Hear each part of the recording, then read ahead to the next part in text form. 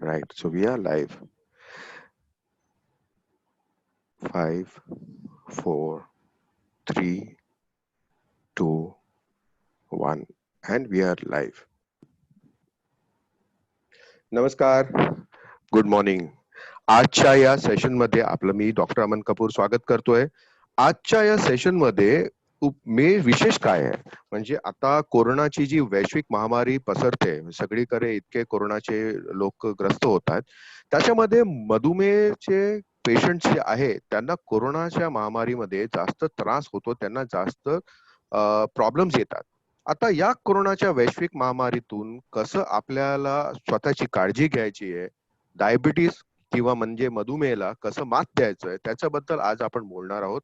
आज आमच्या बरोबर आहेत आमचे मुख्य वैद्यकीय officer doctor Gurudatt Amin sir. नमस्कार साहेब, आपलं स्वागत आहे आजच्या सेशन मध्ये.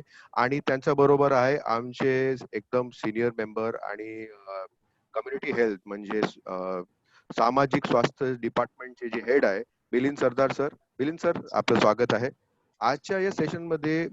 जे आपण घेणार आहोत, मिलिंद सर सुरुवात करतील. मिलिंद सरांचं एक थोडक्यात मी जर त्यांची इंट्रोडक्शनची तर जशी गरज नाहीये, पण तरी मी इंट्रोडक्शन करून देतो. मिलिंद सर जे आहे त्यांनी आज आमच्या 7 राज्यामध्ये करीब लाखपेक्षा लोकांना एज्युकेट केलेलं आहे. त्यांना स्वतःला डायबिटीस कडून म्हणजे मधुमेह कडून कसं मधुमेहाला मात देऊन नॉर्मल जीवन जगण्याचं त्यांनी राह दाखवलेला आहे. त्यांना असे 1 लाखपेक्षा 7 राज्यातील लोकांना त्यांचं अनुभवाचं फायदा मिळालेला आहे. आज आपल्यालाही फायदा होणार आहे. तर मिलिंद सर, वेलकम. आणि हा सेशन सुरुवात करायला मी तुम्हाला हँड ओव्हर करतो. नमस्कार.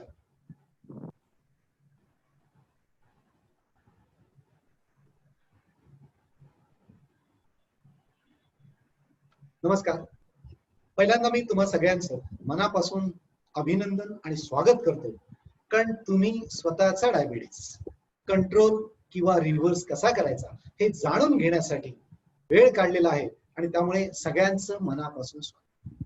आता आपण बघतोय की 1.5 महिना जवळजवळ आपण या लॉकडाऊन मध्ये आहोत, कोविड-19 फाईट करतोय.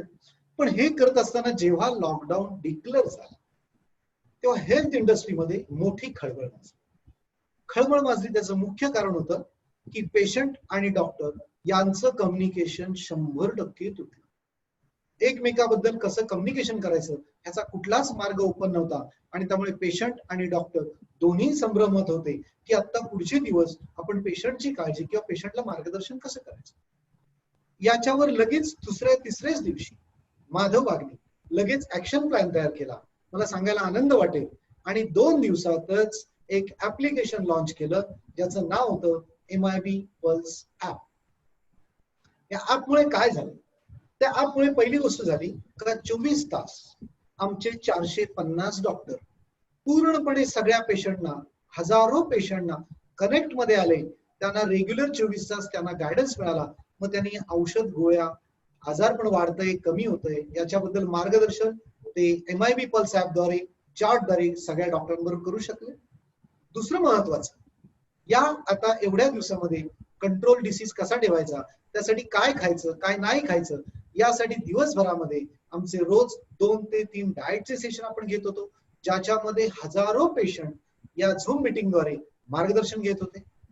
त्याही पलीकडे महत्वाचं होतं की इम्युन सिस्टीम वाढवून घ्यायचे सर्वजण सांगत फक्त होते, पण माधव बागनी या ऍपद्वारे प्रॅक्टिकली सर्व पेशंटना सकाळी 6 वाजता उठून जवळजवळ एका सेशनला 1800 2,000 लोक एका वेळी त्या सेशन साठी कनेक्ट होत होती, ज्यांच्याकडून आपण व्यायाम करून घेत होतो, मेडिटेशन करून घेत होतो, प्राणायाम करून घेत होतो. त्यांची इम्युन सिस्टीम वाढवायचे प्रॅक्टिकली त्यांना मार्गदर्शन करतो. अशाद्वारे याही पुढे काहींची औषधं संपत आली होती, मग काय करायचं म्हणून आमचे पंचकर्म असिस्टंट आणि आमचे काही कम्युनिटी हेल्थ एक्झिक्युटिव्ह यांनी त्याच्याही पुढे जाऊन ती औषधं त्यांना घरपोच दिली, जे बाहेर पडू शकत नाही अशा अवस्थेत होते. अशांना सुद्धा होम डिलिव्हरी द्यायचं काम आपल्या सगळ्या स्टाफने केलं, आणि ही सर्व फॅसिलिटी आतापर्यंत जवळ 40,000 पेक्षा जास्त लोकांनी घेतली आहे, घेतायत. रोज 6 तास एज्युकेशन प्रोग्राम होत आहेत. त्या एज्युकेशन प्रोग्रामला हे सगळे पेशंट कनेक्ट आहेत, आणि डेली काही पेशंटने असं पण शेअर केलं की आधीपेक्षा आपण आता जास्त कनेक्ट राहतोय, त्यामुळे आमची भीती गेली आहे. त्याही पुढे जाऊन काहींनी रेग्युलर एक्सरसाइज करून डाएट करून त्यांचा डिसीज कंट्रोल आला. त्यामुळे ह्या सर्वांचं फार सांगायला बरं वाटतं की हे जे झालं ते फार चांगली गोष्ट झाली. त्या MIV पल्सद्वारे सगळ्या पेशंटला आपण कनेक्ट करू शकलो. मॅक्झिमम लोक फायदा घेत आहेत. आणखी लोक ही मोबाईल ऍपद्वारे घेऊ शकतात. आता आजचा आपला महत्वाचा विषय आहे डायबिटीस आणि कोविड-19. आता आपण बघायला गेलो तर याची आकडेवारी जर आपण थोडी बघितली तर आपल्याला एक लक्षात येईल की वर्ल्ड वाईड बघायला गेलो तर 30,41,000 लोक आतापर्यंत यापासून संक्रमित झाले. आणि भारतामध्ये मात्र केवळ 29,000, म्हणजे काही नाही म्हटलं तर त्या लॉकडाऊन बऱ्या पद्धतीने पाळला, म्हणून एवढं तरी आपण कंट्रोल करू शकलो. पण याच्या पुढे आपली जबाबदारी आहे आजपासून तो लॉकडाऊन 100% म्हणजे प्रॉपर मास्क, हँड हायजीन आणि सोशल डिस्टन्सिंग हे 3 गोष्टी आपण प्रॉपर या पद्धतीने पाळल्या तर याही पुढे जर संक्रमण 100% थांबवलं तर आपण अटॅक करून या कोरोनाला हरवू शकतो. आता दुसरी महत्वाची गोष्ट आपल्याला बघायची आहे की डिफेन्स मॅनेजमेंट आपण काय करू शकतो. तर त्यासाठी परत आकडे मी बघतो. कालचे आकडे आहेत 27 एप्रिल हे. तर आतापर्यंत जवळजवळ 11 लाख लोक ही डिक्लेअर झालेली आहेत, म्हणजे रिकवर्ड किंवा डेथ. रिकवर्डचा आकडा आपण बघायला गेलो तर 8,93,000 आहेत जे रिकवर्ड झाले. आता 8,93,000 रिकवर्ड झाले म्हणजे कसे झाले ऍक्च्युली बघायला गेलो तर 30 लाख लोकांना सर्वच्या सर्व लोकांना सेम ट्रीटमेंट दिली होती. पण 8,93,000 रिकवर्ड झाले ते कोण आहेत तर ज्यांची रोगप्रतिकारक क्षमता चांगली होती, इम्युनिटी पॉवर चांगली होती, डिफेन्सिव्ह मॅनेजमेंट किंवा संरक्षण यंत्रणा जी म्हणतो ती चांगली होती आणि म्हणून सर्वसाधारण म्हणजे सर्दी खोकल्यासारखंच फक्त सिम्पटम्स त्यांना दिसले आणि सर्वसाधारण औषधाने ते बरे झाले. म्हणजे महत्वाचा रोल इथे इम्युन सिस्टीम प्ले करते. दुसरं फिगर आपण बघायला गेलो 2,11,000 लोक ही डेथ झाली या संक्रमणामुळे. त्यांचं काय तर कदाचित यांची जी रोगप्रतिकारक क्षमता आहे ती कमी असावी म्हणून ते या संक्रमणाला फाईट करू शकले नाही आणि मरण. म्हणजे आपल्याला या दोन्हीतून परीक्षण काय दिसते, निष्कर्षाला आपण या येतोय की आता जर फाईट करायची असेल तर महत्वाचं शस्त्र आपल्या हातात पाहिजे ते म्हणजे आपली स्वतःची रोगप्रतिकारक क्षमता. आता महत्वाचं बघूया की रोगप्रतिकारक क्षमता इम्युनिटी म्हणजे काय, ती कमी कशी होते, ती वाढते कशामुळे. हे जर बघायला गेलो तर पूर्ण इम्युन सिस्टीमचं स्ट्रक्चर आपण बघितलं तर त्याच्यामध्ये लिम्फ नोड आहे, अपेंडिक्स आहे, बोन मॅरो आहे, टॉन्सिल्स आहे. या पद्धतीने आपल्या शरीरातले पार्ट काम करत असतात. हे कुठल्या पद्धतीने काम करतात तर आपल्या शरीरामध्ये 2 इम्युनिटी आहे. एक जी जन्मजात आपल्या शरीरामध्ये अस्तित्वात असते. एखाद्या शत्रूचं आक्रमण आलं तर प्राथमिक स्वरूपामध्ये ती त्यांच्याशी युद्ध करते, ज्याला आपण पांढऱ्या पेशी म्हणतो, ज्याच्यामध्ये मायक्रोफेज आले, नॅचरल किलर आले, न्यूट्रोफिल आले, इस्नोफिल आले, बेसोफिल आले. अशा सगळ्या जे सैन्य आहेत ते त्याच्यावर आक्रमण करतात, त्या व्हायरसवर, विषाणूवर आणि त्याला निकामी करतात.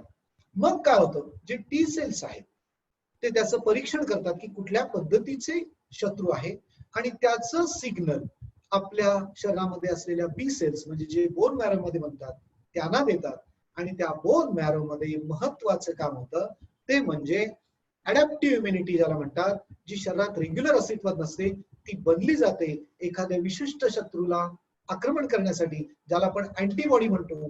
आणि ती अँटीबॉडी आपल्या शरीरामध्ये तयार राहते. यापुढे जर अशा शत्रूचं आक्रमण आलं तर ह्या अँटीबॉडीज त्याच्यावर आक्रमण करतात आणि त्याला निकाल.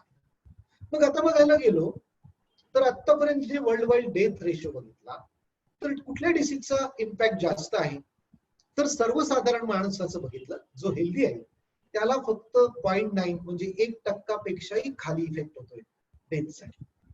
पण बाकी डिसीज आपण बघितले, blood pressure, diabetes, heart disease यांचा इम्पॅक्ट जास्त आहे.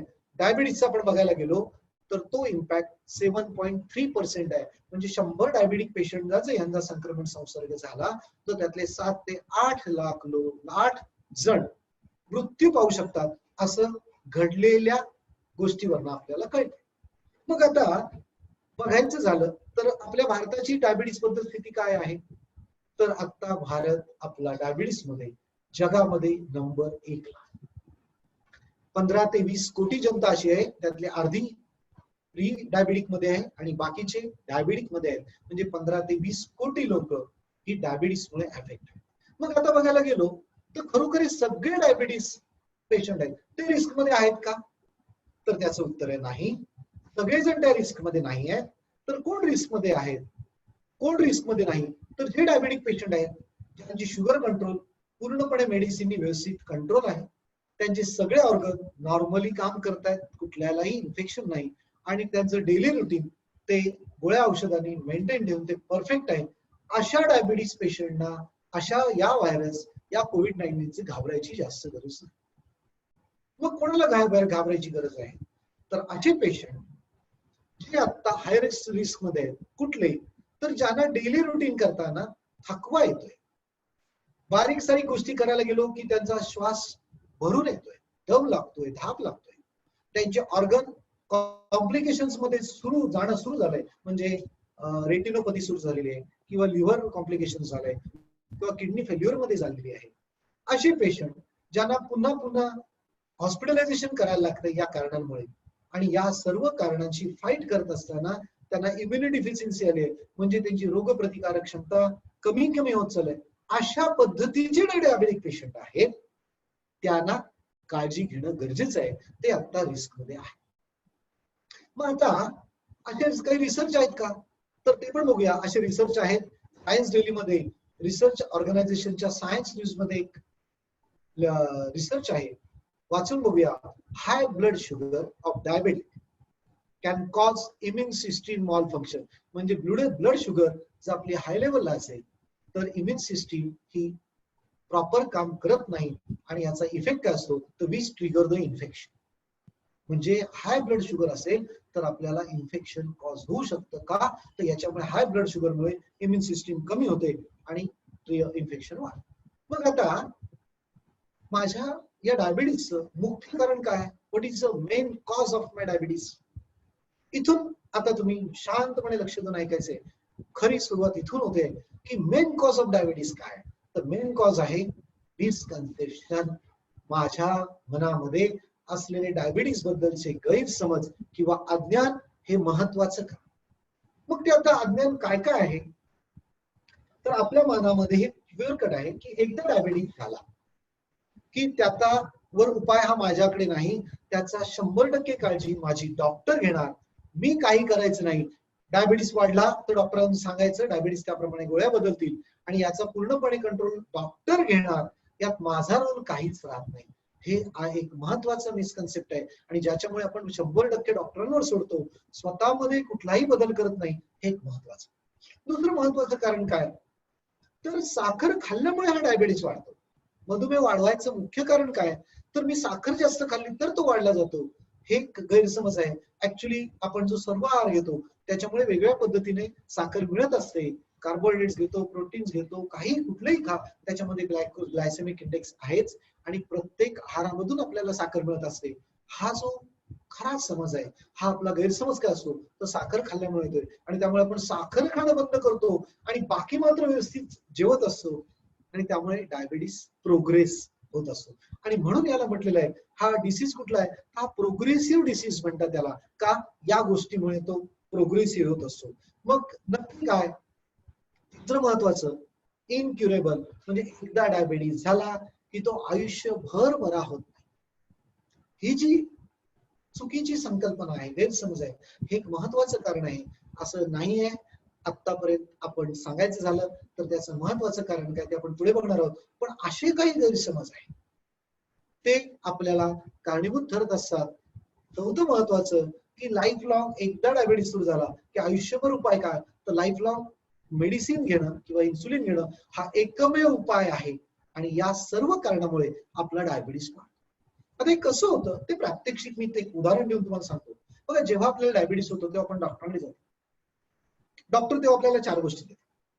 पहिल्यांदा काही 15 दिवसाच्या महिन्याच्या गोळ्या देतात आणि त्याचबरोबर सांगतात की या 3 गोष्टी सांभाळा. त्या कुठल्या? तर जीवनशैलीच्या महत्वाच्या म्हणजे आहार, विहार आणि विचार. या 4 गोष्टी दिल्यावर महिना 2 महिने आपण ते औषधं घेतो. 2 महिन्याने आपण परत डॉक्टरांकडे येतो. डॉक्टर विचारतात डायबिटीस कंट्रोल झाला का? ते उत्तर असतं किंवा ऍक्च्युली पॅरामीटर सांगतात की तो काहीच कंट्रोल झालेला नाही, तेव्हा डॉक्टरांच्या लक्षात आलं की समोरचा पेशंट किंवा आपण जीवनशैली बदलण्यातले नाही आहोत. आणि तेव्हा डॉक्टर आपल्याला सांगतात की आता या गोळ्या किंवा इन्सुलिन कधीपर्यंत घ्यायचंय, तर आयुष्यभर घ्यायचंय. आणि मग ते आपण डोक्यात फिट ठेवतो की गोळ्या कधीपर्यंत घ्यायच्या, आयुष्यभर घ्यायच्या. पण हे आपण लक्षात घेतलं नाही की डॉक्टरांनी आपल्याला 4 गोष्टी दिल्या होत्या, गोळ्या, आणि त्याचबरोबर 3 गोष्टी सांगितल्या होत्या की संतुलित आहार, नियमित व्यायाम आणि ताणतणाव व्यवस्थापन. या 3 गोष्टी जर तेव्हापासून आजपर्यंत केल्या असत्या तर आज आपल्याला डायबिटीस हे लेवल राहिलंच नसतं. कमीत कमी आजपासून जरी आपण बदललो तरी काही महिन्यामध्ये आपण डायबिटिक पेशंट हे स्वतःवरचं लेवल 100% काढू शकतो. त्याही महत्वाचं पुढचं, आपण डॉक्टर भले एमबीबीएस एमबीएस, पण आपण त्यांच्यापेक्षा हुशार आहोत. किंवा कम्फर्ट आपण बघितला आणि आपण काय विचार केला की या 4 गोष्टी दिल्या, त्यापैकी जरी तिन्ही टाइम कितीही खाल्लं तरी काही प्रॉब्लेम येत नाही, सगळी काळजी गोळी घेते. व्यायाम जरी केला नाही तरी काही प्रॉब्लेम नाही, सगळी काळजी गोळ्या घेत आहेत. टेन्शन किती घेतलं तरी काही प्रॉब्लेम नाही, तरी गोळी मॅनेजमेंट करते. आणि या एका हेतूमुळे आपण गोळ्या हा पर्याय निवडतो. आणि असे काही जे पूर्णपणे गैरसमज आहेत याच्यामुळे आपण डायबिटीसचे पेशंट. ऍक्च्युली बघायला गेलो तर डायबिटीस हा आजारच नाही. कसं, समजा एखादी व्यक्ती आहे, ती आजपासून रोज 3-4 दिवस जर फ्रीजचं थंडगार पाणी प्यायला लागले तर 4 दिवसांनी त्यांना काय होईल? 4 दिवसांनी त्यांना सर्दी, खोकला अशा पद्धतीचा आजार होईल. आता सर्दी खोकल्याला आजार म्हणायचं की त्यांच्या चुकीच्या जीवनशैलीचा परिणाम म्हणायचा? तर त्याला नक्कीच आजार आपण म्हणतो, पण तसं नाही, तर तो त्यांच्या चुकीच्या जीवनशैलीचा परिणाम आहे. डायबिटीस किंवा मधुमेह सुद्धा असाच आहे, तो आपल्या स्वतःच्या चुकीच्या जीवनशैलीचा. मग आता मला सांगा, जर स्वतःच्या जीवनशैलीचा परिणाम आहे तर त्याला मी बरं करणार की डॉक्टर बरं करणार? तर 100% त्या मधुमेहाचे डॉक्टर आपण स्वतः आहोत, बाहेरचे डॉक्टर नाही. कारण का, आपण जीवनशैली बदलत नाही. हे जेव्हा डॉक्टरांच्या लक्षात आलं तर डॉक्टरांनी आपल्याला सांगितलेलं आहे गोळ्या कधीपर्यंत घ्यायला लागतील, शेवटच्या दिवसापर्यंत. आणि याच निष्कर्ष निघतोय की डॉक्टर माझा डायबिटीस बरा करणार नाहीत का, त्याला कारणीभूत मी स्वतः आहे. कारण मी माझा स्वभाव आणि जीवनशैलीतले बदल करायला तयार नाही आणि म्हणून तो डायबिटीस बरा होणार नाही. पण त्या डायबिटीसवर मात करायची जर मी आजपासून ठरवलं तर 100% जर त्या माझ्या डायबिटीसचा डॉक्टर मी स्वतःच बनलो तर या डायबिटीस कमी करण्याला आणि कंट्रोल आणायला, रिव्हर्स करायला मला कोणी थांबू शकत नाही. स्वतःचा फॅमिली डॉक्टर जर तुम्ही स्वतःच बनले तर 100% हा डायबिटीस रिव्हर्स करू शकतो. असे हजारो रिसर्च आज, मग ते अमेरिकन डायबिटीस असोसिएशन घ्या, इंडियन डायबिटिक असोसिएशन घ्या, लॅन्सेट घ्या, अशामध्ये प्रेझेंट झालेले आहेत आणि ते प्रूव्ह झाले. मग आता नक्की याच्यावर उपाय काय, मेन कॉज ऑफ डायबिटीस काय, तर बघायला गेलो तर माझी चुकीची जीवनशैली हे एकमेव कारण आहे. म्हणजे आहार, विहार आणि विचार ही त्रिसूत्री जर मी आजपासून पाळली तर 4-6 महिन्यामध्ये मला डायबिटीस पासून पूर्ण रिव्हर्स करायला, कंट्रोल करायला कोणी थांबू शकत नाही, असे अनुभव. मग आता डायबिटीस क्युअर झालाय किंवा रिव्हर्स झालाय असे काही एक्झाम्पल्स आहेत का? तर हो, असे एक्झाम्पल्स आहेत. खरोखर असे काही एव्हिडन्स आहेत का की अशी जीवनशैली बदलून, प्रॉपर डॉक्टरांचं मार्गदर्शन करून हे डायबिटीस पूर्णपणे बरा झालाय? असे काही रिसर्च आहेत का? हो, असं सगळं आहे. अशी संस्था जिचं नाव आहे माधवबाग, जिचं स्लोगन आहे, घोषवाक्य आहे, व्हॉट एव्हर इट टेक्स, वाटेल ते करू, पण आपले आजार, आपला डिसीज रिव्हर्स करू. अशी संस्था जिचं पूर्णपणे 7 राज्यांमध्ये, पूर्ण भारतात 7 राज्यांमध्ये म्हणजे गोवा, महाराष्ट्र, गुजरात, दिल्ली, मध्य प्रदेश, कर्नाटक, उत्तर प्रदेश अशा 7 राज्यात 213 क्लिनिक आणि 2 हॉस्पिटल्स, ज्याद्वारे पूर्ण 450 डॉक्टर, ट्रेन डॉक्टर या डिसीज रिव्हर्स करायला ही फौज तयार आहे, ज्यांच्या बरोबर 1000 पेक्षा जास्त ट्रेन स्टाफ आहे. आणि ज्याद्वारे आजपर्यंत आपण 22 ते 24 हजार पेक्षा जास्त पेशंट ज्यांनी स्वतःची लाईफस्टाईल बदलली डॉक्टरांच्या मार्गदर्शनाने आणि त्यांचा डायबिटीस कंट्रोल विदाउट मेडिसिन आणि रिव्हर्स करून. अशा गोष्टी एवढ्याच आपण थांबलो नाही, असे रिसर्च जगाला कळावं म्हणून असे research international journal of diabetes and endocrinology या संस्थेमध्ये प्रेझेंट केले. त्याचं इफेक्ट असा आहे की efficacy of comprehensive diabetes care management programme for type 2 diabetic patient असे रिसर्च डायबिटीस रिव्हर्सलचे रिसर्च पेपर जगाच्या पातळीवर सुपूर्द केले आणि तिथे ते ऍक्सेप्ट झाले. मग आता याही पुढे काय करता येईल तर एक लक्षात आलं की आतापर्यंत आम्ही 6-7 डायबिटिक पेशंट बघितले, त्याच्यामध्ये एक बघितलं तर कशामुळे डायबिटीस वाढतोय तर अज्ञान हे महत्वाचं कारण होतं. आणि म्हणून आपण विन डायबिटीस फॉर एव्हर अशी चळवळ उभी केली. त्या चळवळीमार्फत 8 राज्यांमध्ये याचं अभियान सुरू ठेवलेलं आहे. ही चळवळ अशासाठी आहे की awareness programme win diabetes reversal आपण जर मनावर घेतलं तर आपण डायबिटीस कंट्रोल किंवा रिव्हर्स करू शकतो. अशी एज्युकेशन प्रोग्राम आपण 7 राज्यात घेतो. हजारोच्या पेक्षा जास्त प्रोग्राम घेऊन लाखो लोकांना एज्युकेट केलंय. त्याद्वारे आतापर्यंत 22,000 patient who followed the Madhavbaug guideline and protocol, ज्यांनी पूर्णपणे माधवबागचा गाईडलाईन जीवनशैली बद्दलच्या पंचकर्मच्या आणि स्ट्रेस मॅनेजमेंटच्या फॉलो केल्या आणि successfully reverse their diabetes and enhance their immunity, म्हणजे डायबिटीस कंट्रोल रिव्हर्स करून त्यांची इम्युनिटी वाढून घेतले आणि आज सक्षम आहेत आजच्या त्या सिच्युएशनला ते लढावे. मग याहून न थांबता समाजाला कळावं म्हणून अशा पद्धतीचे मधुमेह मुक्ती सोहळे आपण समाजामध्ये घेत असतो. 8 राज्यांमध्ये हे सोहळे घेत आहे. समोर तुम्हाला दिसतंय आपले केंद्रीय मंत्री श्री नितीन गडकरीजी यांनी आम्हाला एकदा विचारलं की हे कसं शक्य आहे, डायबिटीस रिव्हर्स होत नाही. ते बोले स्वतः मला प्रोग्राम लावायचा आहे अशा पेशंटला सन्मानित करण्यासाठी आणि ते स्वतः गोल्ड मेडल देऊन त्या पेशंटला सन्मानित करतायत. त्यांनी त्यांच्या डायबिटीसवर पूर्णपणे कंट्रोल आणलाय आणि औषधं पूर्ण बंद केली, इन्सुलिन पूर्ण बंद केलंय आणि डायबिटीसवर विजय प्राप्त केलाय. असे हजारो पेशंट ज्यांचा सत्कार आपण दर महिन्याला वेगवेगळे प्रोग्राम 7 राज्यांमध्ये घेऊन हे करत असतो. त्याच्याही पुढे तुमचा डायबिटीस कंट्रोल झाला किंवा तुमची डायबिटीस कंट्रोल करणारी सिस्टीम व्यवस्थित काम करायला लागली याची एक तपासणी आहे. ती तपासणीचं नाव आहे ग्लुकोज टॉलरंट टेस्ट. म्हणजे तुमच्या शरीरातली साखर सामावून घ्यायची क्षमता कशी काम करते याची तपासणी. ती कशी करतात तर ज्या पेशंटच्या गोळ्या इन्सुलिन बंद झाल्या किंवा ज्यांची HbA1c ज्याला म्हणतो 3 महिन्याचा रिपोर्ट जो आपण म्हणतो तो जर 6च्या खाली असेल तर अशा पेशंटना आपण एकाच वेळी 75 ग्रॅम साखर खायला देतो, म्हणजे जवळजवळ 15 चमचे. आणि 2 तासानंतर त्यांची साखर मोजतो. ती जर 140च्या खाली आली तर तो पेशंट डायबिटीस त्याचा कंट्रोल झाला. त्याची डायबिटीस कंट्रोल करणारी सर्व ऑर्गन प्रॉपर काम करताय हे सिद्ध. अशा टेस्ट आपण हजारो लोकांच्या करत असतो. पण 1 जुलै 2018 या दिवशी समोर तुम्हाला दिसतंय अशा आपण 700 लोकांच्या ज्यांचा डिसीज पूर्णपणे विदाउट मेडिसिन कंट्रोल करून दिला होता किंवा रिव्हर्स करून दिला होता अशा पेशंटना आपण एकाच वेळी 75 ग्रॅम ग्लुकोज समोर दिसतंय तुम्हाला ग्लुकोज लोक घेतायत, टेस्ट करतायत आणि 2 तासांनी त्यांची आपण टेस्ट केली आणि त्यांची शुगर 140च्या खाली येते. असे रेकॉर्ड सन्मान करण्यासाठी इंडिया बुक ऑफ रेकॉर्ड ज्यांनी बघितलं की समाजामध्ये अशा एकाच वेळी मेजॉरिटी लोकांचा डायबिटीस रिव्हर्स करून देणारी संस्था आणि म्हणून इंडिया बुक ऑफ रेकॉर्ड मध्ये माधवबाग आणि माधवबागचं नाव सन्मानाने घेतलं जातं. माधवबागचं नाव, माधवबागच्या पेशंटचं नाव इंडिया बुक ऑफ रेकॉर्ड मध्ये लिहिलं. मग आता सगळं एवढं ऐकल्यावर एवढं बघितल्यावर तुम्हाला सुद्धा वाटतंय का की तुमचा हा डायबिटीस आता प्रॉब्लेम करतोय आपल्याला ते 2 ऑप्शन तुम्हाला आहेत की एक तर लिव्ह टू डेस्टिनी म्हणजे नशिबावर सोडून देऊया किंवा दुसरा ऑप्शन आहे fight against diabetes to reverse it. मग कुठला ऑप्शन निवडा? नक्कीच तुम्ही त्याला फाईट करायचा ऑप्शन निवडा कारण आम्ही तुमच्या बरोबर आहोत. 90% काम तुमचं आहे आणि 10% काम आमचं आहे.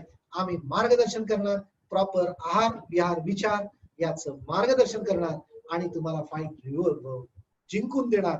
आणि असे हजारो पेशंट आपल्याकडे आहेत हे कळल्यानंतर तुम्ही नक्कीच तयार व्हाल. मग आपण याच्या पुढे आता बघूया नक्की फाईट जिंकण्यासाठी याच्यामध्ये तुमचा रोल काय आहे, याच्यामध्ये माधवबागचा सपोर्ट काय काय असणार आहे, जीवनशैली काय काय बदलायचे, नक्की डायबिटीस कंट्रोल होतो विदाउट मेडिसिन किंवा रिव्हर्स होतो, मग याच्यामध्ये सायन्स काय हे सांगण्यासाठी आमचे सिनियर डॉक्टर श्री गुरुदत्त आंबेडकर यांना मी इथे आमंत्रित करतो की हे जे सर्व सांगणं हे गुरुदत्त तामीन सर यांची ओळख करून देणं मला नक्की आवडेल.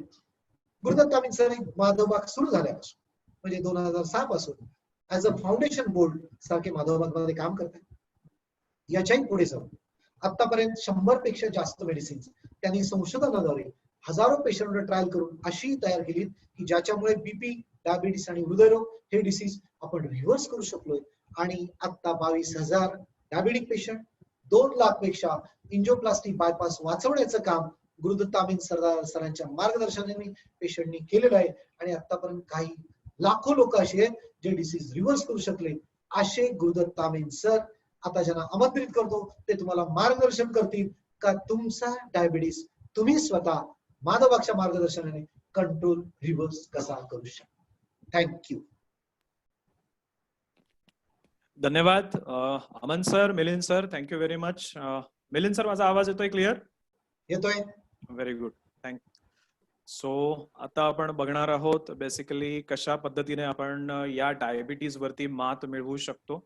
चला बघायला सुरुवात करूया. जसं आता मिलिंद सरांनी सांगितलं की या आजारामध्ये मृत्यूचा दर खूप जास्त होता असं आढळलं. मला वाटतं मिलिंद सर माझी स्क्रीन दिसतेय? दिसते. Very good. सो या आजारामध्ये मृत्यूचा दर चायनाच्या वुहान सिटीमध्ये जे काही या कोरोना व्हायरसनी सगळ्यात मोठा डॅमेज पहिल्यांदा केलं होतं त्याचा जो काही रेट्रोस्पेक्टिव्ह डेटा होता तो असं सांगतोय की मृत्यूचा दर एखाद्या नॉर्मल माणसापेक्षा डायबिटीजच्या पेशंटमध्ये जवळपास 7.3% म्हणजे जवळपास 7 पटीने जास्त आहे.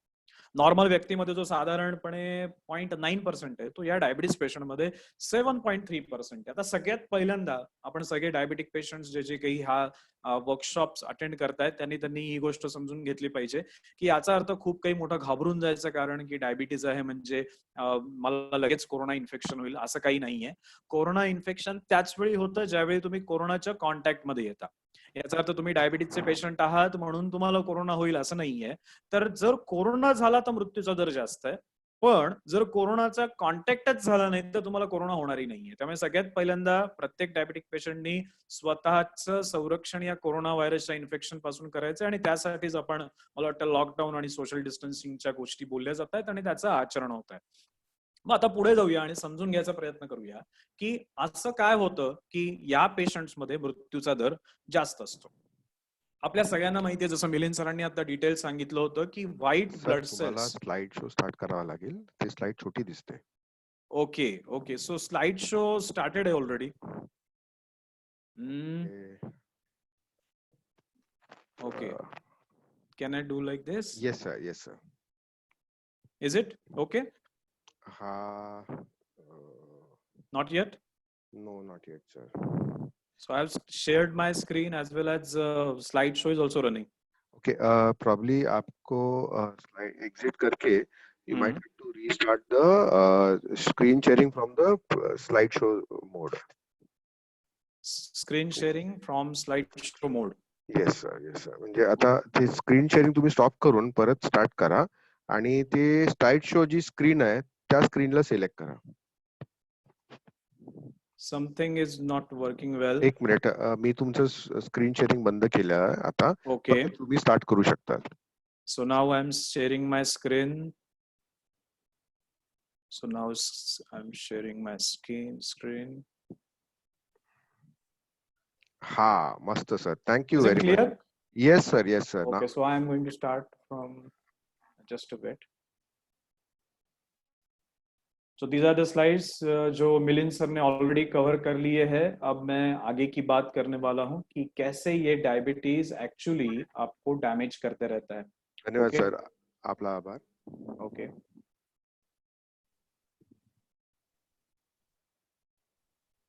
सो आय वॉज टॉकिंग की मृत्यूचा दर या डायबिटीज पेशंट मध्ये 7.3% का आहे.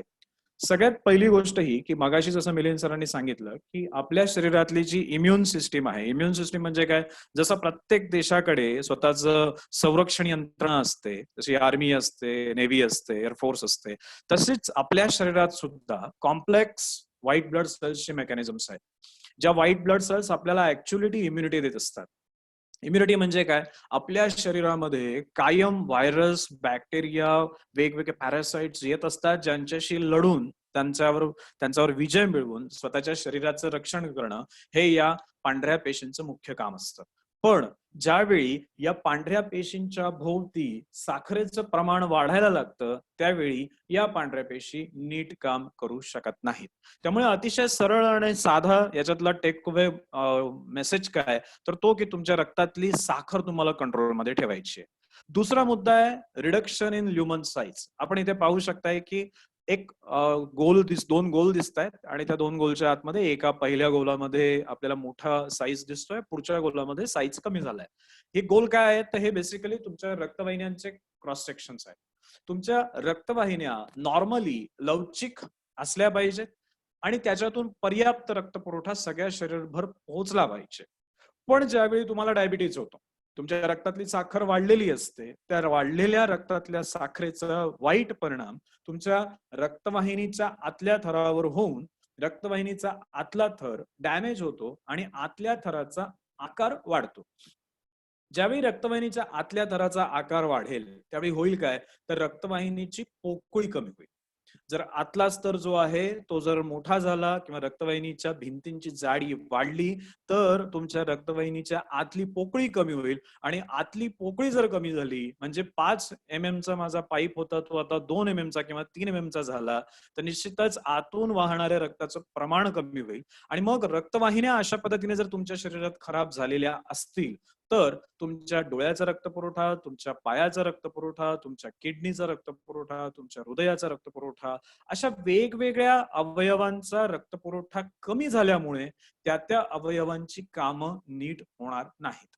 दुसरा मुद्दा, जर माझ्या शरीरात रक्ताचा जो काही प्रवाह आहे, फ्लो आहे, तो नीट झाला नाही, तर काय होईल? जसं डायबिटीजच्या पेशंट्समध्ये होत असतं, रेटायनोपॅथी, नेफ्रोपॅथी, कार्डिओमेगॅली किंवा हार्ट फेल्युअर किंवा मायोकार्डियल इन्फार्क्शन, ज्याला आपण हार्ट अटॅक म्हणतो, ही सगळी जी काही लक्षणं निर्माण होतात डायबिटीजच्या पेशंटमध्ये, त्याचं एकमेव महत्वाचं कारण आहे तुमच्या रक्तवाहिन्या डायबिटीजमुळे खराब झालेल्या आहेत. घाबरू नका, त्या रिव्हर्स करता येतात, त्यातून बाहेर येता येतं. कसं येता येतं ते मी सांगणार आहे. पण एक मुद्दा लक्षात घ्या की होतं हे की हळूहळू आपल्या शरीरातल्या या रक्तवाहिन्या कमजोर झालेल्या असतात आणि त्याचा परिणाम आपल्या शरीरातल्या रक्ताच्या अभिसरणावरती होत असतो. दुसरा याचा मोठा प्रॉब्लेम हा की ज्यावेळी रक्ताचा संचार सगळ्या शरीरात नीट होणार नाही, त्यावेळी स्वाभाविक आहे की तुमच्या पांढऱ्या रक्तपेशी, व्हाईट ब्लड सेल्स सुद्धा सर्व शरीरभर फिरू शकणार नाही. म्हणजे मी जनरली याला उदाहरण असं देतो की तुमच्या देशामधलं सैन्य, तुमची आर्मी जर बॉर्डर पर्यंत पोहोचायची असेल, तर रोड्स व्यवस्थित पाहिजे, ज्या रोड्स वरून ती आर्मी व्यवस्थित तिथपर्यंत पोहोचेल आणि शत्रू बरोबर लढेल. पण जर का तुमच्या देशातले रोड्स खराब असतील, तर मात्र तुमची आर्मी वेळेत बॉर्डरला पोहोचू शकणार नाही. आणि या रक्तवाहिन्या म्हणजे आपल्या शरीरातले दळणवळणाची साधनं, आपल्या शरीरातली ही रोड्स आहेत की ज्याच्यावरून आपल्या शरीरातले सगळे महत्वाचे आर्मी, सगळ्या शरीरातले इम्युन सिस्टीम ही ट्रॅव्हल करत असते. त्यामुळे रक्तवाहिन्या आतून चांगल्या असणं आवश्यक आहे. तिसरा महत्वाचा मुद्दा म्हणजे ओव्हर स्ट्रेस्ड हार्ट. म्हणजे काय की तुमचा जो पंप आहे, ज्याला आपण हार्ट म्हणतो, हा हार्ट नावाचा पंप डायबिटीज पेशंटमध्ये हळूहळू कमजोर व्हायला लागलेला असतो आणि तो कमजोर झाल्या कारणाने सर्व शरीरभर रक्ताचं संचलन स्वाभाविक होत नाही. त्याच्याच बरोबरीने अजून एक मोठा प्रॉब्लेम असा होतो की हार्टच्या पेशंट्समध्ये जर आपण बघाल तर मेजर कंप्लेंट कोणती असते, तर चालताना दम लागतो. चालताना दम लागतोय म्हणजे होतंय काय, तर आपल्या शरीराला पुरेसा ऑक्सिजनचा पुरवठा आपलं हृदय करू शकत नाहीये, म्हणून चालताना दम लागतोय. मग हे जर दम लागत असेल, फुफ्फुसांचा पण त्याच्यामध्ये प्रॉब्लेम येत असेल, तर कोरोना इन्फेक्शन झाल्यानंतर विचार करा काय होईल. आपल्याला सगळ्यांना माहिती आहे की कोरोनाचा जो काही मेन इम्पॅक्ट आहे, व्हेंटिलेटर्सचा आणि कोरोनाचं आपण नाव ऐकलं असेल किंवा त्यांचं रिलेशन आपल्याला माहिती असेल की बऱ्याच प्रमाणात व्हेंटिलेटर्सची गरज पडते ज्यावेळी कोरोनाचे इन्फेक्टेड पेशंट्स असतात. हे का? कारण फुफ्फुसं तिथे कमजोर झालेली असतात. म्हणून साखरेमुळे ज्यावेळी हार्ट कमजोर होतो, त्याच्याच बरोबरीने फुफ्फुसांवरही परिणाम होतो आणि याचा एकत्रित परिणाम म्हणून जर का कोरोना इन्फेक्शन झालं, तर मृत्यूचा दर 7.3%. बरं, मग आता करायचं काय? रक्तातली साखर कंट्रोलमध्ये आणली पाहिजे. मग डॉक्टर काही नाही, मी आता गोळ्या तर खातोय, आता माझं इन्शुलिन चालू आहे आणि मी छान ते कंट्रोलमध्ये ठेवायचा प्रयत्न करतोय. आता मला इथे तुम्हाला एक महत्वाची गोष्ट सांगायची आहे. की फक्त साखर कंट्रोलमध्ये ठेवणं, रक्तातली साखर नियंत्रणात ठेवणं, एवढं एकच उद्देश आपला आहे का? आणि तेवढा एक उद्देश साध्य झाला म्हणजे माझं शरीर छान राहणार आहे का? तर त्याचं उत्तर आहे नाही. का? त्याचं एक्सप्लेनेशन मी देतो. ज्यावेळी तुम्ही साखर नियंत्रणात ठेवायचा प्रयत्न करत असता, काही गोळ्या खाऊन किंवा काही इन्शुलिन घेऊन, त्यावेळी ऍक्च्युली तुम्ही तुमच्या रक्तातली साखर शरीरातच इथे तिथे लपवून ठेवत असता. म्हणजे रक्तातली साखर उचलायची आणि आपल्या शरीरातल्या यकृतामध्ये, आपल्या शरीरातल्या ऍडिपोज टिश्यूज मध्ये आतमध्ये लपवून ठेवायची, जेणेकरून रक्तातली साखर कमी होईल. साधा उदाहरण देतो, त्याच्यावरून आपल्याला हे स्पष्ट होईल. मी 4 गुलाबजाम खाल्ले आणि 4 गुलाबजाम खाल्ल्यानंतर माझ्या रक्तातली साखर 400 mg/dl झाली आणि ती 400 झाल्यानंतर जर का मी एखादी छोटीशी गोळी खाऊन ती साखर 400 वरून 180 वर आणली, तर प्रश्न एक उरतो की 4 गुलाबजाम तर आत गेलेत, म्हणजे तेवढी साखर आतमध्ये गेलेली आहे. साखर रक्तातली 400 झाली होती, आता रक्तातली साखर गोळी खाल्ल्यानंतर 180 झाली आहे. मग प्रश्न राहतो की ही 220 साखर गेली कुठे? तर ही 220 mg/dl इतकी साखर माझ्या शरीरामध्ये त्या गोळ्यांनी यकृतात आणि माझ्या ऍडिपोज टिश्यू म्हणजे चरबीच्या स्वरूपात साठवून ठेवायला सुरुवात केली. मग याच्यात रक्तातली साखर तर कमी झाली, पण शरीरातली साखर कमी झाली का? तर उत्तर आहे नाही. आणि मग अशा वेळी माझं शरीर मजबूत झालं का आतून आता हळूहळू कमजोर व्हायला लागलंय? तर त्याचं उत्तर आहे की आतून शरीर आता कमजोर व्हायला लागलेलं आहे. एक रिसर्च अकॉर्ड नावाचा एक रिसर्च मोठा डायबिटीजच्या पेशंट्स वरती करण्यात आला होता आणि तो रिसर्च असं सांगतो की डायबिटीजच्या गोळ्या खाऊन ज्यांनी रक्तातली साखर कंट्रोलमध्ये ठेवण्याचा प्रयत्न केला, अशा पेशंट्स मध्ये मृत्यूचा दर जास्त आढळला त्यांच्यापेक्षा ज्यांनी रक्तातली साखर व्यायाम आणि जीवनशैलीतले बदलाव आणून कंट्रोलमध्ये ठेवण्याचा प्रयत्न केला होता. याचा सारांश असा आहे की जर आपण फक्त गोळ्या आणि इन्शुलिन खाऊन साखर कंट्रोलमध्ये ठेवताय, तर तुम्ही कोरोनाशी फाईट करायला सक्षम आहात, असं जर तुमचं समज असेल, तर कुठेतरी आपल्याला तो समज परत काहीतरी रिवर्क केला पाहिजे. परत एकदा आपला स्वतःचा विचार केला पाहिजे की फक्त गोळ्या खाऊन मी माझा व्याधी नियंत्रणात ठेवतोय, म्हणजे ऍक्च्युली मी काय करतोय? मी माझ्या शरीरातल्या या लक्षणांना दाबून ठेवतोय, सप्रेस करून ठेवतोय. मग केलं काय पाहिजे? केलं पाहिजे काय? याच्यासाठी माधवबागची जी पंचसूत्र आहेत, त्याचं मी तुम्हाला एक एक करून एक्सप्लेनेशन देतो. माधवबागमध्ये पंचसूत्र म्हणजे काय? 5 अशी मुख्य सूत्र आहेत, ज्या सूत्रांचा वापर करून टाईप 2 नावाचा जो डायबिटीज आपल्याला झालेला आहे, त्या टाईप 2 डायबिटीज मधून आपण तुमचं पूर्णपणे रिव्हर्सल करू शकतो. आता हे कसं? हे समजण्याआधी टाईप 1 आणि टाईप 2 काय ते पहिल्यांदा सांगतो. ज्यावेळी टाईप 1 आणि टाईप 2 चं मी डिफरन्सिएशन सांगतोय, कारण बऱ्याचशा पेशंट्सना मला कोणत्या प्रकारचं डायबिटीज आहे हेच माहिती नसतं. म्हणून मी आता सगळ्यात पहिल्यांदा सांगतोय टाईप 1 आणि टाईप 2 मध्ये फरक काय. टाईप 1 आणि टाईप 2 हे डायबिटीजचे 2 वेगवेगळे प्रकार आहेत. टाईप 1 डायबिटीज हा शक्यतो लहान मुलांमध्ये होतो. टाईप 2 डायबिटीज हा शक्यतो ऍडल्ट्स मध्ये म्हणजे वयाच्या 30 नंतर होताना आढळतो. टाईप 1 डायबिटीज मध्ये बऱ्याच वेळा मोस्टली त्या व्यक्तीचं वजन हे कमी असतं, म्हणजे तो बारीक असतो. पण टाईप 2 चा पेशंट हा वजन त्याचं नॉर्मल पेक्षाही जास्त असतं. म्हणजे वजनाच्या बाबतीत जर आपण डिफरन्सिएशन करायला गेलो, तर बारीक व्यक्तीला जर डायबिटीज झालाय तर त्याला मी म्हणेन टाईप 1. ज्या व्यक्तीला जर झालेला आहे तर त्याला मी म्हणेन टाईप 2, असं एक ब्रॉड मला म्हणता येईल. जर लहानपणी झालेला आहे तर कदाचित तो टाईप 1 असू शकतो. जर वयाच्या 30 नंतर झालाय तर तो कदाचित टाईप 2 असू शकतो. हे 2 मुख्य फरक या डायबिटीज मध्ये तुम्हाला ओळखता येण्यासारखे आहेत. शरीरामध्ये काय बदल घडतात? तर शरीरामध्ये डायबिटीज टाईप 1 आणि टाईप 2 मध्ये खूप मोठा डिफरन्स असतो. टाईप 1 डायबिटीजच्या पेशंटमध्ये शरीरात इन्शुलिन बनत नाही किंवा खूप कमी बनतं. तेच टाईप 2 डायबिटीजच्या पेशंटमध्ये इन्शुलिन नॉर्मल पेक्षाही जास्त बनत असतं. आणि या डायबिटीज मध्ये व्याधीचं मूळ कारण इन्शुलिन रेझिस्टन्स हे असतं. म्हणजे टाईप 2 डायबिटीज मध्ये इन्शुलिन प्रॉब्लेम मध्ये आहे का? नाही, इन्शुलिन प्रॉब्लेम मध्ये नाही. इन्शुलिन ज्या दरवाज्यांवर जाऊन काम करतं आणि रक्तातली साखर कमी करत असतं, ते दरवाजे चरबीनी चोकअप झालेले आहेत किंवा जाम झालेले आहेत आणि म्हणून तुमच्या शरीरातलं नॉर्मल इन्शुलिन सुद्धा काम करू शकत नाहीये. आता तुम्ही विचाराल इन्शुलिनचं काम काय असतं, तर इन्शुलिनचं सरळ साधं काम आहे रक्तातली साखर उचलायची आणि मांसपेशींच्या आतमध्ये सोडायची. पण जर इन्शुलिनचे जे दरवाजे आहेत, ज्या दरवाजांवरती काम करून इन्शुलिन साखरेला आत ढकलत असतं, त्या दरवाजांमध्ये चरबी जाऊन अडकली असेल तर मग मात्र आपल्या शरीरातलं इन्शुलिन काम करत नाही. त्यालाच म्हणतात इन्शुलिन रेझिस्टन्स. आता माधोबाग या इन्शुलिन रेझिस्टन्सवर काम कसं करतं? पंचसूत्र मगातपासून मी जे सांगतोय आता मी ते एक्सप्लेन करायला घेतो. सगळ्यात पहिलं आणि महत्वाचं सूत्र पंचकर्म. आपण आयुर्वेदाबद्दल ऐकलेलं आहे. आता आयुष डिपार्टमेंटनी बऱ्याच मोठ्या प्रमाणावर याच्याबद्दल मार्गदर्शन केलंय. पंतप्रधान मोदी सुद्धा बरेच वेळा आपल्याला सांगतायत की आयुर्वेदाचा अवलंब करा. याचं मुख्य कारण काय होतं? याचं मुख्य कारण असं आहे की ज्यावेळी आपण आयुर्वेदाचे सूत्र समजायचा प्रयत्न करतो त्यावेळी आयुर्वेद विश्वास ठेवतं शरीराच्या संपूर्ण शोधनावर. म्हणजे काय? शरीराचं पूर्ण स्वच्छता व्हायला पाहिजे, आतून क्लिन्झिंग व्हायला पाहिजे आणि याच्यासाठी सगळ्यात महत्वाची आयुर्वेदातली चिकित्सा पद्धती आहे पंचकर्म.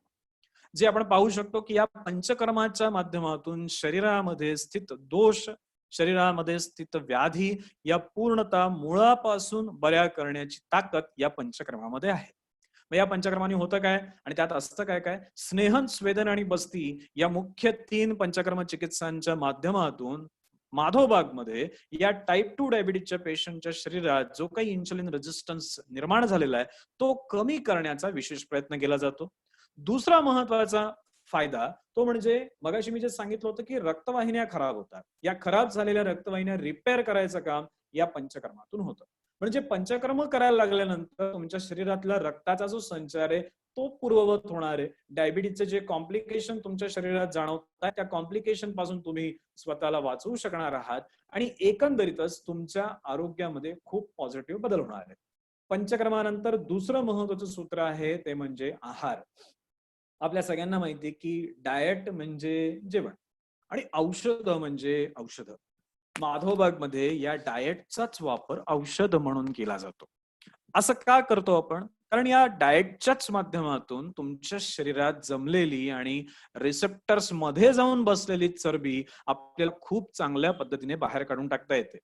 800 कॅलरीचा diet, calorie control, portion control अशा प्रकारचा हा डाएट किट असतो ज्याचा फॉलो साधारणपणे 3 महिन्यासाठी जर पेशंटनी केलं तर निश्चित स्वरूपात त्याच्या शरीरामध्ये प्रचंड मोठ्या प्रमाणावर बदल घडतात. मगाशी मिलिंद सरांनी सांगितलेलं जीटीटी निगेटिव्हची स्थिती. जीटीटी निगेटिव्ह म्हणजे काय? तर 75 ग्रॅम साखर खाल्ल्यानंतर पण आपल्या रक्तातली साखर वाढत नाही. जे डायबिटीजच्या पेशंटला वाटत असतं की शक्यच नाही, असं होऊच शकत नाही, ते शक्य होतं ज्यावेळी पेशंट हे डाएट किट फॉलो करायला लागतो. तर पंचकर्मच्या बरोबर ज्यावेळी डाएट किट सुरू असतो आणि 800 कॅलरी फक्त आपण कन्झ्युम करतो त्यावेळी एक प्रकारचे अद्भुत रिझल्ट आपल्याला मिळतात की आपली जीटीटी टेस्ट सुद्धा निगेटिव्ह येऊ शकते. बरं, मग ज्यावेळी पंचकर्म चालू आहेत, डाएट चालू आहे, त्याच्याच बरोबरीने पेशंटला व्यायाम आणि स्ट्रेस मॅनेजमेंट सुद्धा गरजेचं असतं. मग व्यायाम आणि स्ट्रेस मॅनेजमेंट हे एक अजून महत्वाचं सूत्र. याचाही अवलंब माधवबागमध्ये केला जातो. मिलिंद सरांनी जसं मगाशी सांगितलं की या MIB pulse app, MIB pulse app play store वरती अवेलेबल आहे. आता हे मला माझ्या मते फेसबुक वरती लाईव्ह चालू आहे.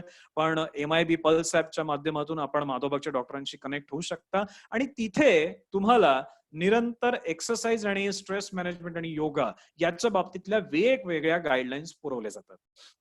या सगळ्यांचा एकत्रित वापर ज्यावेळी तुम्ही करायला लागता त्यावेळी निश्चितच तुमची साखर नियंत्रणात यायला लागते.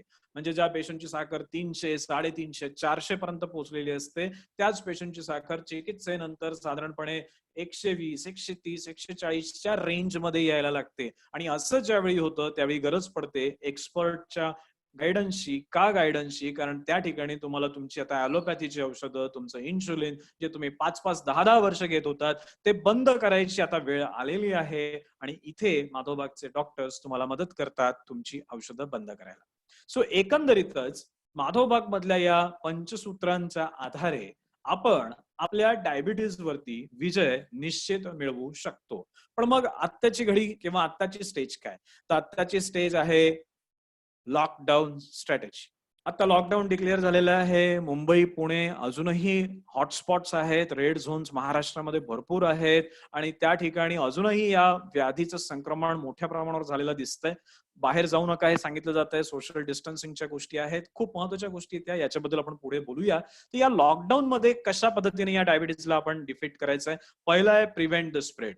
या रोगाचा जो प्रसार आहे तो आपल्याला आटोक्यात आणायचा आहे.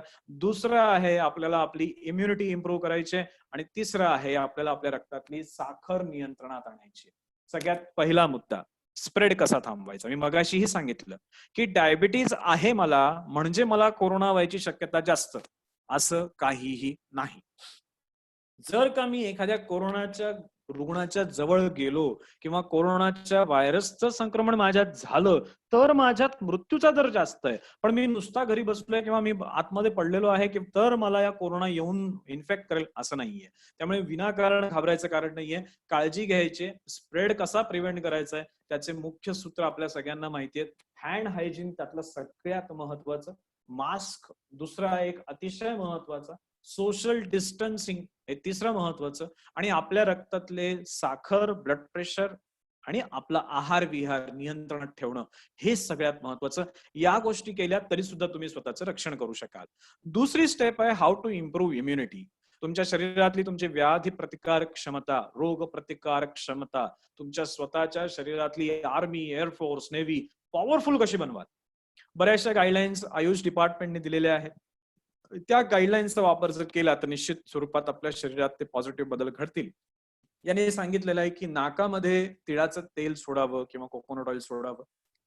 गंडूश किंवा गुळण्या तेलानी कराव्यात. दोन महत्वाचे मुद्दे आहेत फार की जे आपण कधीच करत नाही. या दोन्ही गोष्टी करणं आवश्यक आहे. त्याच्याच बरोबरीने लवंग जेवणामध्ये किंवा खाण्यामध्ये वारंवार यावी, ज्याच्यामुळे तुमच्या शरीरातलं इम्युनिटी वाढेल आणि तुमच्या शरीरातली व्याधी प्रतिकारक क्षमता वाढून कोरोना इन्फेक्शन व्हायचे चान्सेस कमी होतील. अजून त्याच्या बरोबरीने गरम पाणी पिणं. आता वातावरण बाहेर गरम आहे. असं वातावरण गरम असताना आपण थंड पाणी पिण्याची इच्छा होते, पण कृपया तसं करू नका. आपल्या सगळ्यांना माहितीये की थंड पाणी पिल्याने खोकला येतो, फुफ्फुसांचे इन्फेक्शन वाढतात. थंड पाणी प्यायचं नाही. फ्रीजचे पदार्थ बंद, एसी बंद. हे पथ्य कंपल्सरी पाळायचं. पुढचा महिना लॉकडाऊन ओपन झाल्यानंतर सुद्धा हे करणं गरजेचं आहे, कारण हा व्हायरस लॉकडाऊन गेलं म्हणजे निघून जाणारा नाहीये. त्यामुळे एवढ्या बेसिक गोष्टी केल्या पाहिजेत. अजून त्याच्यामध्ये काही बेटर ड्रग्स अवेलेबल आहेत जी तुम्हाला माधवबागच्या जवळच्या शाखेत सुद्धा मिळू शकतात, ज्यांचं बऱ्याच मोठ्या प्रमाणावर संशोधन ऑलरेडी झालेलं आहे. आणि ती आहेत डिक्युमिन आणि गुडिलॅक्स. Activated curcumin. कुर्कुमिन म्हणजे काय? साधी आपली हळद. पण ज्यावेळी या हळदीतले काही विशिष्ट घटक पदार्थ वेगळे काढले जातात आणि ऍक्टिव्हेटेड कुर्कुमिन या फॉर्म मध्ये आपण त्याला एक टॅबलेट बनवून देतो. त्याचं सेवन केल्याने तुमच्या शरीरातली इम्युनिटी ज्या आहेत, व्हाईट ब्लड सेल्स ज्या आहेत, त्या अजून ऍक्टिव्ह होतात, पॉवरफुल होतात आणि व्याधीशी किंवा रोगांशी लढण्याची ताकद आपल्या पांढऱ्या रक्तपेशींची खूप चांगल्या पद्धतीने वाढते. गुडिलॅक्स नावाचं एक टॅबलेट आहे ज्याच्यामध्ये टिनोस्पोरा कॉर्डिफोलिया म्हणजेच गुळची किंवा गुळवेल. या गुळवेलचे जे काही रिसर्च झालेला आहे तो रिसर्च इतका मोठा आहे. 20-20 वर्ष त्याच्यावरती संशोधन झालेलं आहे आणि त्या संशोधनातून असं दिसतंय की हे बेस्ट इम्युन मॉड्युलेटर्स आहेत. इम्युन मॉड्युलेटर्स म्हणजे काय? तुमच्या शरीरातली प्रतिकारक क्षमतेला ऍक्टिव्हेट करणारं, पॉवर देणारं, त्याच्यातली ताकद वाढवणारं अशी 2 औषधं आहेत, डिक्युमिन आणि गुडिलॅक्स. माधवबागच्या सेंटर्स मध्ये ही अवेलेबल आहेत. आपण याचा वापर निश्चित करू शकता. पुढे जाऊन कंट्रोल करायची साखर.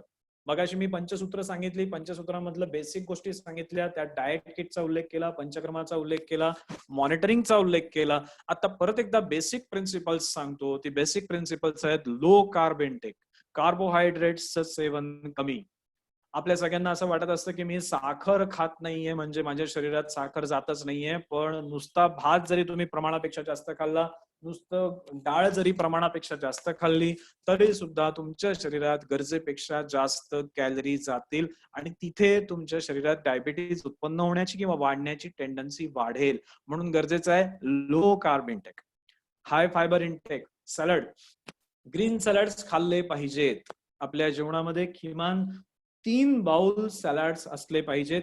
दिवसातून प्रत्येक वेळी जेवणाच्या आधी एक बाउल सॅलड खायची सवय लावा. सॅलडचा सगळ्यात मोठा फायदा आहे, फायबरचा सगळ्यात मोठा फायदा असा असतो की तुमच्या शरीरातली अतिरिक्त चरबी ते घेऊन जातात बाहेर. दुसरा फायदा सटायटी. सटायटी म्हणजे पोट भरल्याची संवेदना. आता जे डायबिटीजच्या पेशंटमध्ये नॉर्मली आपल्याला बघायला मिळतं की खूप भूक लागत असते, सारखी भूक लागत असते.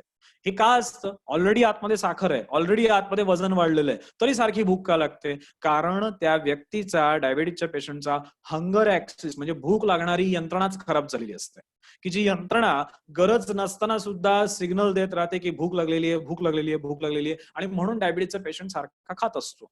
माधवबागच्या डाएट किट नंतर किंवा या सगळ्या ट्रीटमेंट नंतर हा ऍक्सेस सुद्धा करेक्ट होतो, आणि म्हणून माधवबागच्या ट्रीटमेंट नंतर पेशंटची डाएट मध्ये केल्यानंतर नंतर जेव्हा ट्रीटमेंट संपते त्यानंतर पेशंटला जर विचारलं काका आता खूप भूक लागते का, म्हणतात नाही, आता कमी जेवणात सुद्धा शरीर छान चालतं, आता दम पण लागत नाही, थकवा पण वाटत नाही, फ्रेश वाटतं. हे का होतं? कारण त्यांचा हंगर ऍक्सिस, भूकेची खोटी संवेदना उत्पन्न करणारी यंत्रणा आता नॉर्मल झालेली आहे, म्हणून हे होतं. त्यामुळे मुद्दा महत्वाचा लक्षात घ्या, high fibre, low carb, moderate protein, याचा इंटेक आपल्याला केला पाहिजे. प्रोटीन तेवढंच महत्वाचं आहे. प्रोटीन म्हणजे तुमच्या शरीरातल्या मांसपेशी बनवणाऱ्या विटा. तुमच्या मांसपेशी या प्रोटीन पासून बनलेल्या आहेत. विटा म्हणतोय, बिल्डिंग ब्लॉक म्हणूया आपण त्याला, अमायनो ऍसिड्स म्हणूया. डायबेटिकच्या पेशंट्स मध्ये बऱ्याच वेळा ज्यावेळी तो डायबिटीजचा पेशंट बरेच क्रोनिक जुना असतो त्यावेळी त्याच्या मांसपेशी कमजोर झालेल्या असतात. या मांसपेशी कमजोर का झालेल्या असतात? कारण त्याच्या शरीरातलं प्रोटीनचं जे मेटाबॉलिझम आहे ते अफेक्ट झालेलं असतं. इन्शुलिनचा रोल तुमच्या शरीरातल्या अमायनो ऍसिडच्या मेटाबॉलिझम वर सुद्धा आहे. म्हणून डायबिटीजच्या पेशंटनी प्रोटीन इंटेक थोडं वाढवलं पाहिजे. त्याच्याच बरोबरीने 30 मिनिटाचा व्यायाम. 30 मिनिटं कुठला व्यायाम? तर धावणं, पळणं, दोरीच्या उड्या, सायकलिंग, पोहणं. आता ह्याच्यापैकी आपण घरी बसल्यावर काय काय करू शकतो? दोरीच्या उड्या करू शकतो, मार्चिंग करू शकतो. असे व्यायाम जर केले, किंवा आपण झुंबा डान्स करू शकतो. माधवबागच्या MIB पल्स ऍपमध्ये खूप चांगल्या पद्धतीने या गोष्टी शिकवल्या जातात, त्याचा लाभ घ्या. आणि त्याच्यातून तुम्ही तुमचे कार्डिओ एक्सरसाइज करा.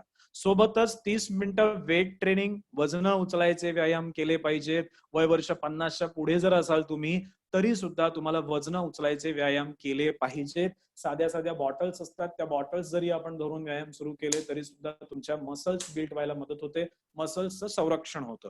योगासनं अतिशय महत्वाची ताणतणाव मॅनेजमेंटसाठी. त्यामुळे योगासनं, weight training, 30 minute cardio exercise, low carb, moderate protein, high fibre intake, हे सगळं केलं तर तुमची साखर नक्कीच कंट्रोलमध्ये येणार आहे. मग ही साखर कंट्रोलमध्ये आली की ती तपासली पण पाहिजे.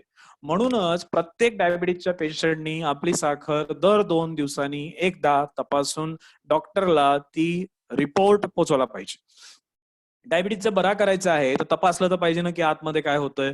मग तो बरा करायचा आहे, तो त्याच्यात त्याला पूर्ण रिव्हर्स करायचंय, तर त्याच्या तपासण्या सारख्या केल्या पाहिजेत.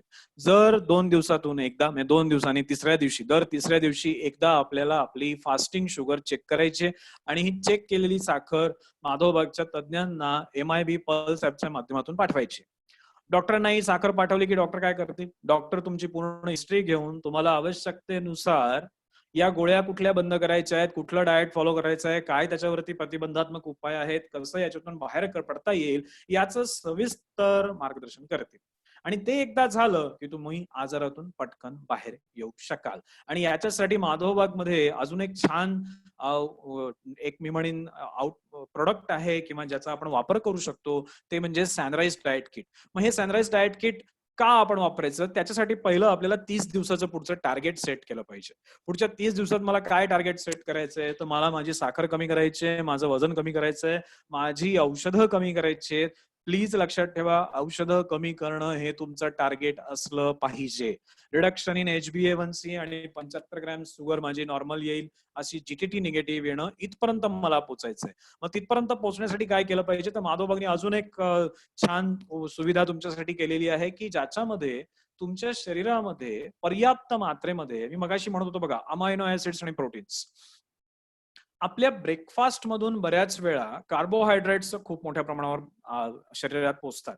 हे कार्बोहायड्रेटच इन्शुलिन रेजिस्टन्ससाठी जबाबदार असतात, आणि म्हणून आपला डायबिटीज रिव्हर्स होत नाही किंवा दिवसेंदिवस वाढत राहतो.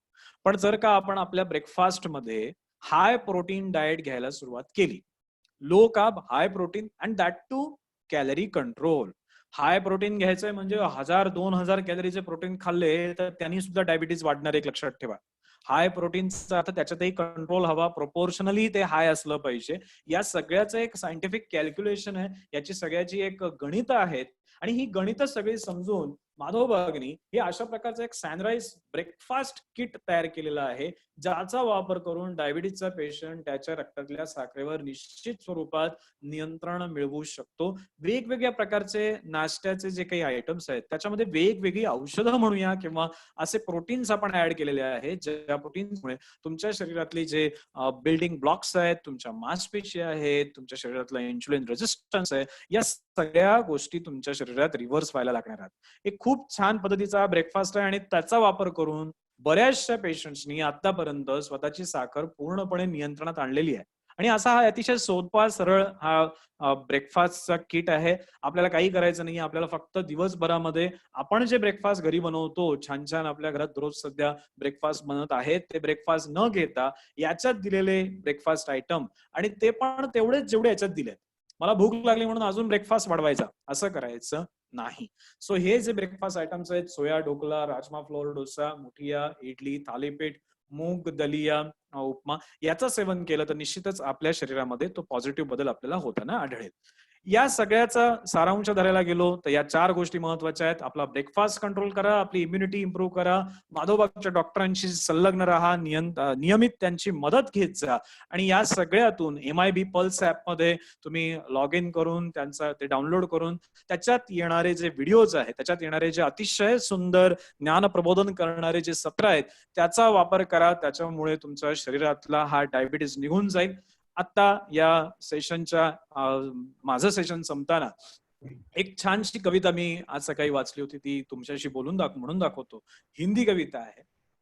महानाश ने परिवर्तन का क्रम फिर से दोहराया है, महानाश ने परिवर्तन का क्रम फिर से दोहराया है, इस धरती पर स्वर्ग सृजन का संदेशा पहुंचाया है, नवनिर्माण हो सके ऐसा वातावरण बनाया है, 10 दिशाओं से अंतर से यह तूफान उठाया है, नहीं उपेक्षा करनी है हम सृष्टि के आह्वान की, आओ नवयुग की प्रतिमा में करे प्रतिष्ठा प्राण की, आओ नवयुग की प्रतिमा में करे प्रतिष्ठा प्राण की.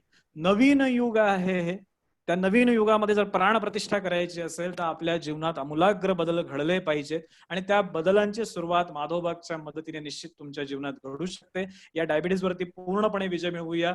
यापुढे डायबिटीज मध्ये रक्तातली साखर वाढवण्यासाठी अजून एक गोष्ट महत्वाची असते आणि ती म्हणजे स्ट्रेस किंवा ताणतणाव. मिलिंद सर ज्यांनी आजपर्यंत हजारो स्ट्रेस मॅनेजमेंटचे सेशन्स घेतलेले आहेत आणि ते त्यातले गुरु आहेत असं मी म्हणतो, त्यांच्याकडनं आज आपण काही टिप्स शिकून घेणार आहोत की कशा पद्धतीने आपण आपली स्ट्रेस मॅनेज करायची. आजच्या घडीला असं दिसलंय की सगळ्यात जास्त स्ट्रेस निर्माण झालेला आहे, लोक घरी आहेत, तणाव वाढलेला आहे. या तणावाचं नियोजन कसं करायचं आणि आपल्या रक्तातली साखर कशी कंट्रोलमध्ये ठेवायची हे समजण्यासाठी मी मिलिंद सरांना पाचारण करतो. रिक्वेस्ट करतो मिलिंद सर, प्लीज या सत्राचं पुढचं तुम्ही कॅरी फॉरवर्ड करा.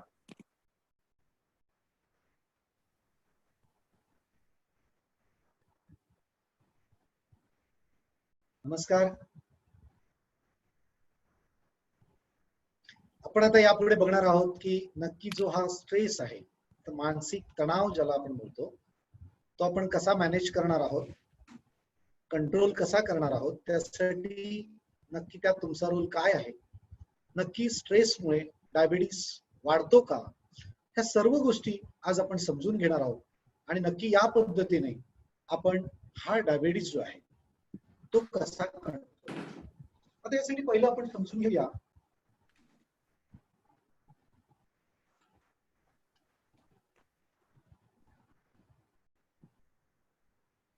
एक मिनिट, फक्त मी ती स्लाइड आणतो. ओके,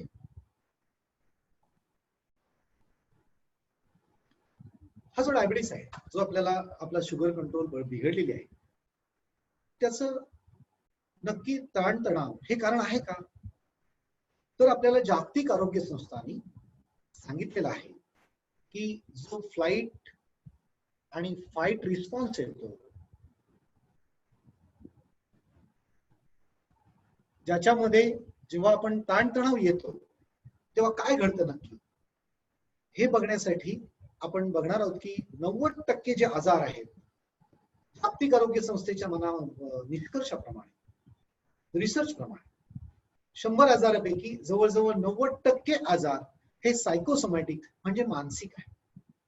आणि आपणच बोलतोय का, तर पूर्ण जग म्हणतंय, याच्यावर हजारो रिसर्च प्रेझेंट झालेले आहे की 90% डिसीज आर सायकोसोमॅटिक. प्रत्येक आजाराची सुरुवात बीपी असो, डायबिटीस असो, थायरॉइड असो, असो, ऍसिडिटी असो, या सगळ्यांची रूट कॉज आहेत ते ताणतणाव आहे हे दिसतो. मग दुसरं कारण काय, आता जो मेंटल स्ट्रेस आहे, मानसिक ताणतणाव, याचा डॉक्टर कोण आहे? आता जी आपण डायबिटीसवर उपाययोजना करतोय, जे औषधं घेतो, इन्सुलिन घेतो, ती नक्की शारीरिकतेवर काम करतायत की मानसिकतेवर काम करतायत? तर ती नक्की आपल्या शारीरिकतेवर काम करतायत. डायबिटीस कंट्रोल करण्यासाठी रक्तातली साखर तात्पुरता कंट्रोल करतायत. मग आपला जो मानसिक ताणतणाव येतोय याचा डॉक्टर कोण? आणि आता ज्या आपण डॉक्टरांकडे जातोय त्यांना माहिती आहे की आपण आपला स्वभाव बदलायला तयार नाही आहोत आणि म्हणून आपला डायबिटीस कंट्रोल मध्ये किंवा रिव्हर्स होणार नाही. आणि म्हणून त्या डॉक्टरने आपल्याला सांगितलंय गोळ्या कधीपर्यंत घ्यायच्या? शेवटच्या दिवसापर्यंत घ्यायच्या. याचं महत्वाचं कारण आहे कारण आपल्या मनाचा कंट्रोल हा फक्त आपल्याकडेच असू शकतो आणि त्यामुळे आपल्या मानसिक ताणतणावाचा डॉक्टर कोण चांगला असू शकतो? आपण स्वतःच. हे जर आपण आज समजून घेतलं तर याची उत्तरं काढणं हे सहज शक्य जाईल. तर पहिली गोष्ट, माझ्या मानसिक ताणतणावाचा डॉक्टर कोण आहे? तर मी स्वतः. तिसरं महत्वाचं बघायला गेलो तर what is the impact of mental stress on body. पण आता जो ताणतणाव येतो जेव्हा एखादी भीतीदायक घटना घडते, एखादी भीतीदायक बातमी कळते किंवा समोर एखादी भीतीदायक इव्हेंट घडतो, एखादा साप तुमच्या डोळ्यासमोर जो पटकन वरनं पडला, तर अशी जेव्हा घटना घडते तेव्हा काय काय बदल होतो आपल्या शरीरात? शरीरात दिसणारे इमिजिएट बदल काय काय दिसतात? अमन सर, जर चॅट चालू असलं तर चॅटवर सगळ्यांनी आपली उत्तर सांगा की जेव्हा जेव्हा आपल्याला मानसिक तणाव येतो तेव्हा शरीरात दिसणारे इमिजिएट बदल काय काय दिसतात? तर त्याच्यामध्ये दिसणारे बदल कोणी चॅट सांगितलं असलं, लिहिलं असलं तर सांगा, नाहीतर मी पुढे नेतो सेशन. दिसणारे बदल असे, शारीरिक बदल असे म्हणजे आपल्याला दम लागतो, आपला हार्टबीट वाढतो, बरोबर आहे, आपलं ब्लड प्रेशर वाढतं, आपली चिडचिडपणा वाढतो, काही इव्हेंट असे असतात आपला राग वाढतो. अशा कुठल्याही गोष्टींनी शरीरात दिसणारे बदल दिसतात. म्हणजे काय, तर आपल्या शरीराची केमिकल प्रोसेस बदलते. आता केमिकल प्रोसेस हे तुमच्या नीट लक्षात येते का? चला तुम्हाला समजण्यासाठी मी एक उदाहरण देतो, तुम्हाला व्यवस्थित सांगतो. आता एक विचार मनात आणा की आता मी तुम्हाला मस्तपैकी एक आंबट गोड अशी चिंच खायला देणार, मस्तपैकी गुरमटलेली, गाभोळलेली, पिठुळलेली चिंच म्हणतात, अशी चिंच खायला देणार. किती खाल? एक एक, दोन, किती खाल? काय झालं तोंडामध्ये? तुमच्या तोंडामध्ये लाळ आली, तोंडाला पाणी सुटलं, म्हणजे सलायवा तोंडात आला. आता फक्त एक विचार, हे घडलं कसं? तर मनामध्ये एक विचार आला, चिंच, हा जेव्हा शब्द आला तेव्हा प्रॉपर तो सिग्नल ब्रेनला गेला. ब्रेनला कळलं की आता चिंच खायला मिळणार आहे, त्याला कंट्रोल करण्यासाठी, बॅलन्स करण्यासाठी सलायवा पाहिजे आणि इमिजिएट सेकंड मोमेंटला तुमच्या तोंडामध्ये लाळ, ज्याला आपण सलायवा म्हणतो, ती. आता एक विचार, जर तुमच्या मनातला एक विचार तुमच्या शरीरामध्ये काही सेकंदात जर एवढं केमिकल पाझरतोय तर दिवसभरामध्ये तुमच्या मनात 50 ते 70 हजार विचार, ते 50 ते 70 हजार विचार जर सकारात्मक, चांगले, आनंदाचे असले तर तुमच्या शरीरामध्ये एंडॉर्फिन हार्मोन्स वाहतात, ज्याच्यामुळे तुमचं आरोग्य निरोगी, सुदृढ आणि आनंदी राहते. पण तेच विचार जर नकारात्मक म्हणजे दुःख, नैराश्य, भीती, नाराजी, जलसी, अपराध अशा पद्धतीचे असले तर तुमच्या शरीरामध्ये जी नको ती केमिकल, जी आपण फाईट किंवा फ्लाईट मोड साठी तयार होतात, ती वाहतात. जी टेन्शन कंट्रोल करण्यासाठी शरीरात तयार झाली पण ती वापरली जात नाही, मग त्याचा इफेक्ट आपल्या शरीरावर होत असतो आणि याच्यातून आजारांची निर्मिती होते, ज्या आजारांची नाव आहेत बीपी, डायबिटीस, हृदयरोग, थायरॉइड, डोकेदुखी, सांधेदुखी वगैरे. मग आता मला खरं सांगा, सकाळपासून रात्री 24 तासात आपण सकारात्मक जास्त असतो की नकारात्मक जास्त असतो? नक्कीच तुमचं उत्तर असेल नकारात्मक. मग असे नकारात्मक जर विचार असले तर आजार वाढतील का कमी होतील? नक्कीच वाढतील. आणि या पद्धतीने आपले आजार वाढत असतात आणि म्हणून अशा पद्धतीने आपल्या मानसिक तणावाचा इम्पॅक्ट शरीरावर होत असतो आणि ज्याच्यामध्ये आजार निर्मित होते त्यातलाच एक आजार आहे तो म्हणजे डायबिटीस. मग आता आपण पुढे जाऊन बघूया नक्की हा मानसिक ताणतणाव येतो याची कारण काय, कुठल्या कुठल्या कारणामुळे मला मानसिक तणाव येतो, काय सांगाल? असा जर प्रश्न तुम्हाला विचारला तर चार्टद्वारे तुम्ही तुमची उत्तर लिहा की कुठल्या कुठल्या कारणामुळे तुम्हाला मानसिक तणाव येतो. आपल्याला पुढे जायचंय, तुम्ही लिहित राहा तुमची उत्तरं, पण मी सांगतो तुमच्या मनातलीच उत्तर मी देतोय. पहिला प्रॉब्लेम असतो तो म्हणजे फॅमिली प्रॉब्लेम. माझ्या कुटुंबात माझ्या मनाप्रमाणे घडत नाही हा महत्वाची गोष्ट असतो आणि त्यामुळे मानसिक मतभेद होत असतात. मग आपण डायरेक्ट जरी त्यांना रिॲक्ट करत नसलो तरी ऍक्सेप्ट करत असतो. या दोन्ही गोष्टीमुळे मानसिक तणाव येत असतो आणि असा तणाव दिवसेंदिवस वाढत जातो. दुसरं महत्वाचं म्हणजे काय तर फायनान्शियल प्रॉब्लेम, आर्थिक चणचण ज्याला आपण म्हणू शकतो, ह्या गोष्टी असतात. तिसरं महत्वाचं सोशल किंवा रिलेशनशिप प्रॉब्लेम, घरामध्ये आपली नाती होती त्या पद्धतीने नसतात, बिघडलेली असतात. समाजामध्ये काही शेजारी म्हणा, ऑफिसमध्ये म्हणा, अशामध्ये रिलेशन खराब होतात आणि याचा तणाव, मानसिक तणाव आपल्याला येत असतो आणि ह्या गोष्टी वाढतच जात असतात. सर्वात महत्वाचं म्हणजे समाजाबरोबर आपली असलेली कॉम्पिटिशन, स्पर्धा, ज्या स्पर्धासाठी आपण स्वतः काहीतरी विशिष्ट आहोत ही फ्रेम आपण प्रूव्ह करण्यासाठी ती कॉम्पिटिशन करत असतो. त्या सगळ्यांमुळे काय होत असतं तर आपला तणाव वाढत असतो. एखाद दोन कारण काही आपण बघूया. पहिलं आपण बघू की फॅमिली प्रॉब्लेम. आता मला सांगा माझी फॅमिली कुठल्या दोन व्यक्तीपासून तयार होते तर पती आणि पत्नी. आता पती पत्नी हे नातं कुठल्या विधीपासून एकत्र आलं तर लग्न. आता लग्नाबद्दल पुरुषांना पहिला प्रश्न, जेव्हा पहिल्यांदा आपण मुलीला पत्नी म्हणून सिलेक्ट केली तेव्हा तिच्यामध्ये पहिली गोष्ट कुठली बघितली? आपण पहिली गोष्ट बघितली ती असेल म्हणजे तिचं सौंदर्य किंवा तिचं रूप. दुसरं महत्वाचा प्रश्न जो लेडीजला आहे, महिलांनी जेव्हा पतीला सिलेक्ट केलं तेव्हा त्याच्यामध्ये पहिली गोष्ट कुठली बघितली? पहिली गोष्ट बघितली असेल ती म्हणजे त्याचं आर्थिक दर महिन्याची कमाई. म्हणजे इकडे एका साईडला जेंट्सनी रूपरंग किंवा सौंदर्य बघितलं आणि लेडीजनी पैसे किंवा कमाई महिन्याची बघितली. म्हणजे दोन गोष्टी, एक आर्थिक आणि दुसरं रूप.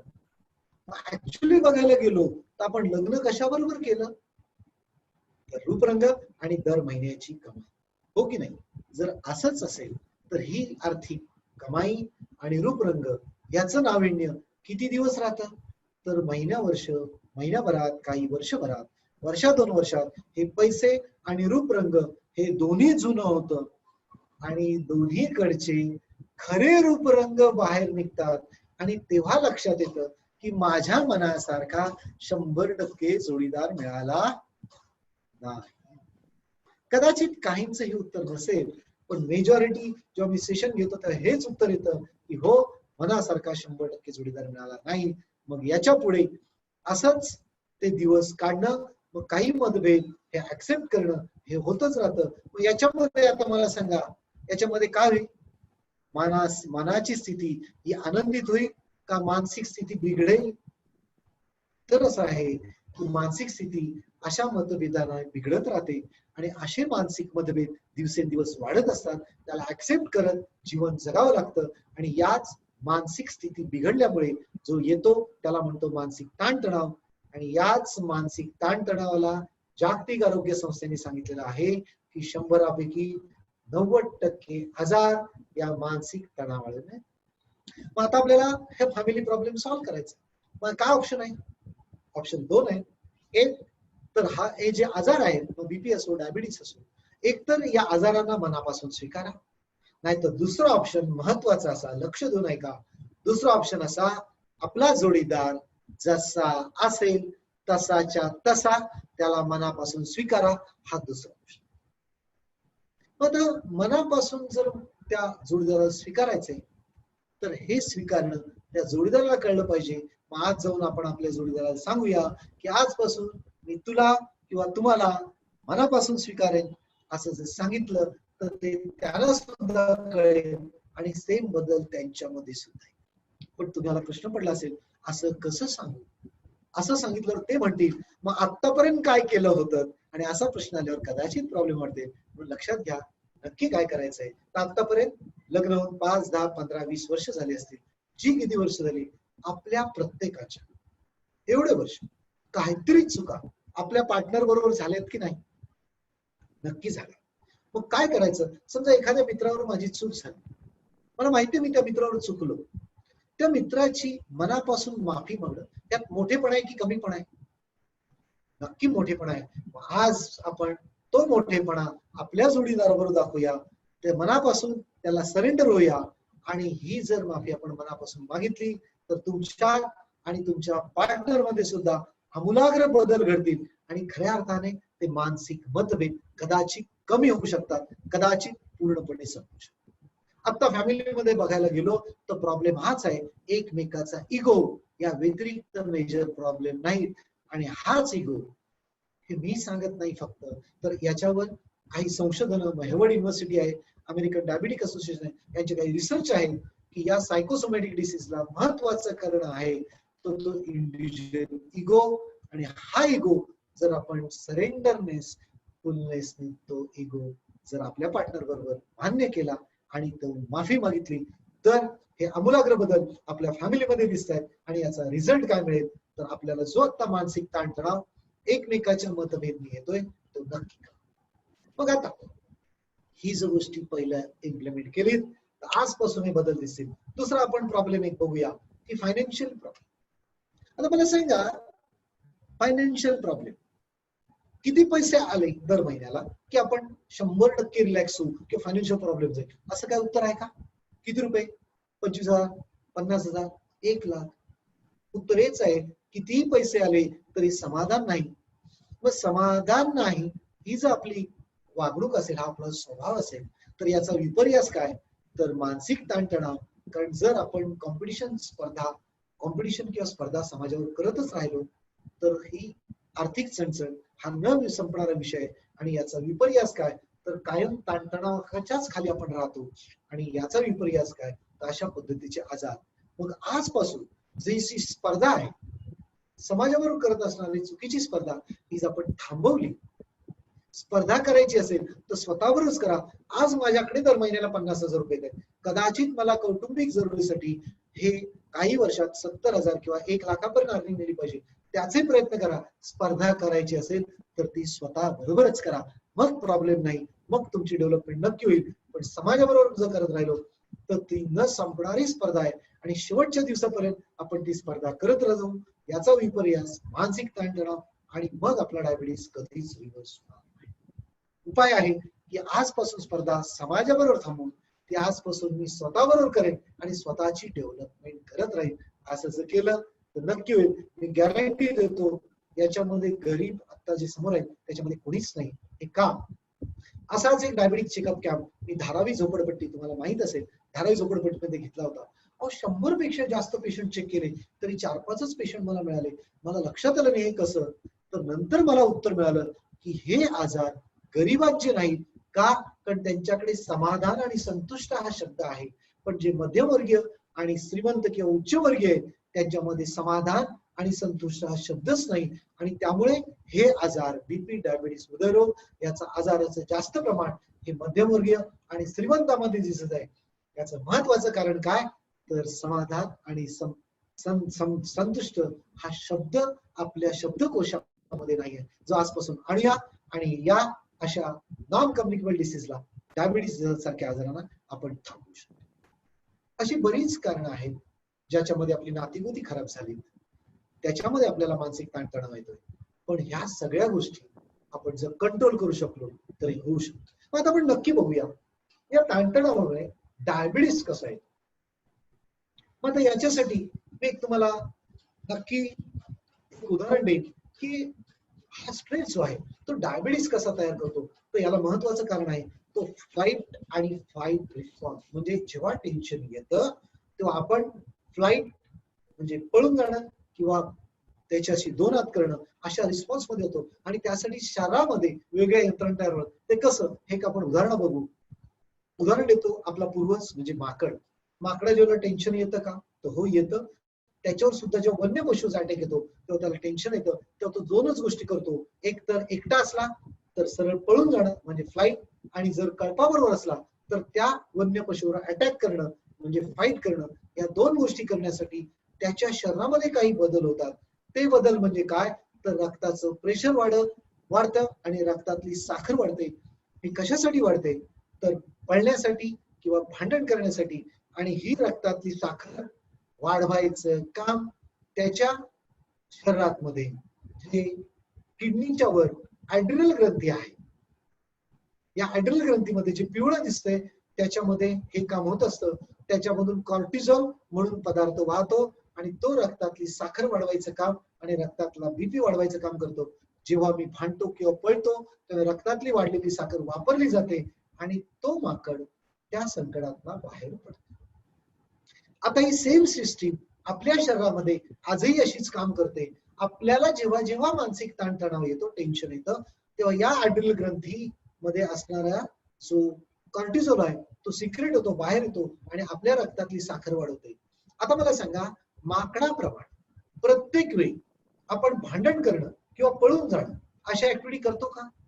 मग रक्तात वाढलेली साखर वापरली गेली का? नाही, ती तशीच राहिली. पुन्हा टेन्शन येतं, पुन्हा रक्तातली साखर वाढते, पुन्हा ती वापरली जात नाही.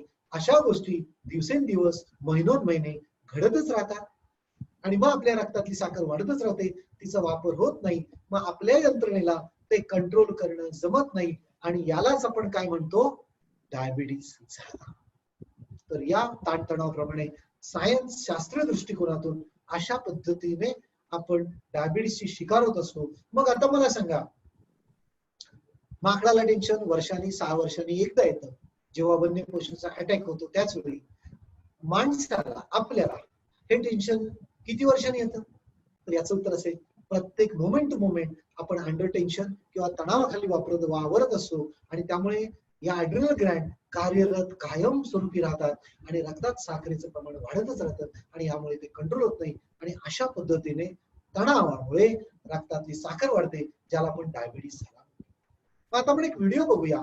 अमन सरांना मी विनंती करतो की एक व्हिडिओ जो दाखवायचा आपल्याला की स्ट्रेस आल्यानंतर आपल्या शरीरामध्ये कशा पद्धतीने हा स्ट्रेस वाढतो. अमन सर दाखवताय का? येस सर, आता दाखवतोय. एक 5-10 सेकंड लागतील त्याच्यासाठी. ओके, तुमच्या स्क्रीन आता तुम्हाला दिसेल, जेव्हा टेन्शन आलं तेव्हा मेंदूला संवेदना गेली. प्ले करा. संवेदना सिग्नल गेला की टेन्शन आलेलं आहे. मेंदूनी त्या ॲड्रिनल ग्रंथींना सिग्नल दिलेला आहे की टेन्शन आलेलं आहे. लगेच रक्ताचं प्रेशर वाढवा. हृदयाची धडधड वाढलेली आहे आणि पूर्ण शरीरभर ब्लड प्रेशर वाढलेलं आहे. त्याच पद्धतीने कॉर्टिझोल म्हणून पदार्थ तो बाहेर दिसेल. तो बघा बाहेर पडला तेव्हा रक्तातली आता साखर सुद्धा वाढणार आहे आणि या पद्धतीने पूर्ण शरीरातल्या रक्तातली साखरेचं प्रमाण वाढतंय. तेव्हा मी पळू शकतो आणि भांडू शकतो. पुन्हा पीपीटी लावा सर. पीपीटी सर, ते तुमच्याकडे कंट्रोल आहे, ते तुम्हाला परत स्टार्ट करावं लागेल. ओके. स्क्रीन शेअरिंग स्टार्ट करावी लागेल. Yes yes. या पद्धतीने आपल्याला आपण बघायला गेलो परफेक्ट आहे सर. आपल्याला स्ट्रेसमुळे इफेक्ट होतो. मग आणखी एक महत्वाचं शस्त्र मी तुम्हाला आज देतोय, ते म्हणजे या मानसिक ताणतणावावर कंट्रोल करण्यासाठी, ते म्हणजे ध्यान, समाधी किंवा मेडिटेशन. ध्यान, समाधी किंवा मेडिटेशन हे कसं करायचं, तर काही न करणं म्हणजे मेडिटेशन करणं, ध्यान करणं अशी त्याची व्याख्या आहे.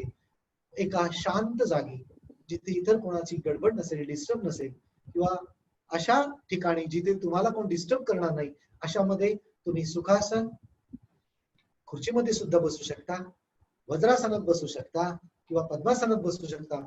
जे सहजपणे बसू शकाल अशा पद्मासनात बसायचे. पूर्ण लक्ष कशावर कंट्रोल करायचे, तर श्वास आणि उच्छ्वास याच्यावर तुम्ही हे लक्ष कंट्रोल करायचे.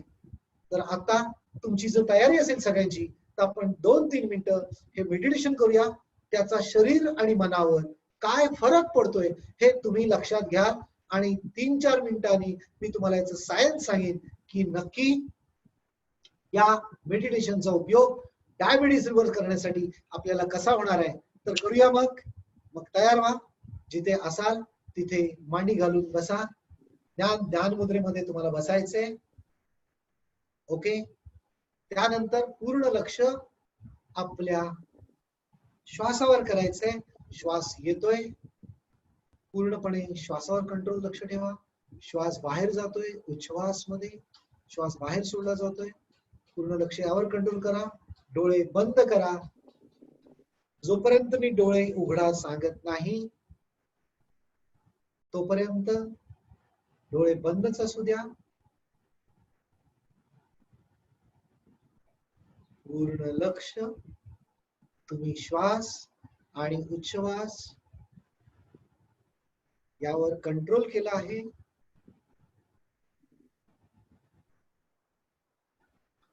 डोळे सगळ्यांचे बंद आहे.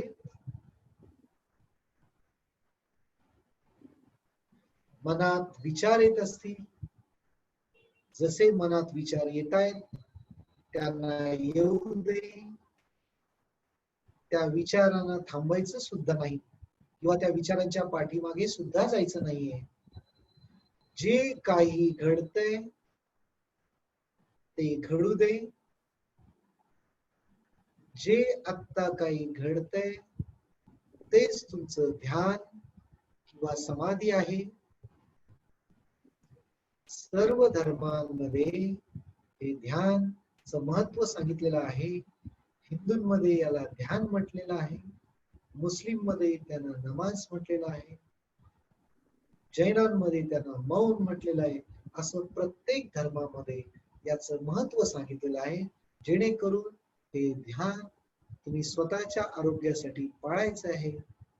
असं ध्यान जे केल्यामुळे शरीरात काय बदल होतो, मनावर काय बदल होतात हे आपण ऑब्झर्व करणार आहोत. 2च मिनिटं हे तुम्ही करत राहायचंय. कधी थांबायचे हे मी तुम्हाला सांगेन. तोपर्यंत डोळे बंद ठेवून पूर्ण लक्ष श्वास आणि उच्छ्वास यावर केंद्रित करायचे.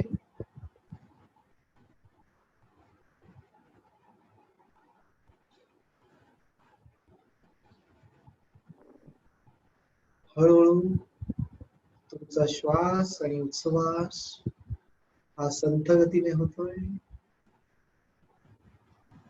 लक्ष दिलं तर तुमच्या ऑब्झर्वेशन मध्ये लक्षात येईल का तुमचा श्वास उच्छ्वासाची गती ही हळू झालेली आहे, मंद झालेली आहे.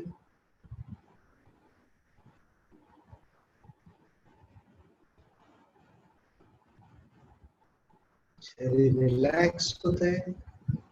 पूर्ण लक्ष श्वास आणि उच्छ्वास याकडे केंद्रित केलेलं आहे.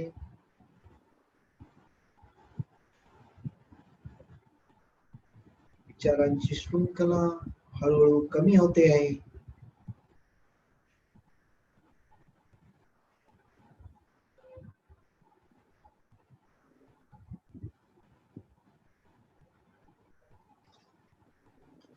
पूर्ण लक्ष श्वास आणि उच्छ्वास यावर केंद्रित आहे.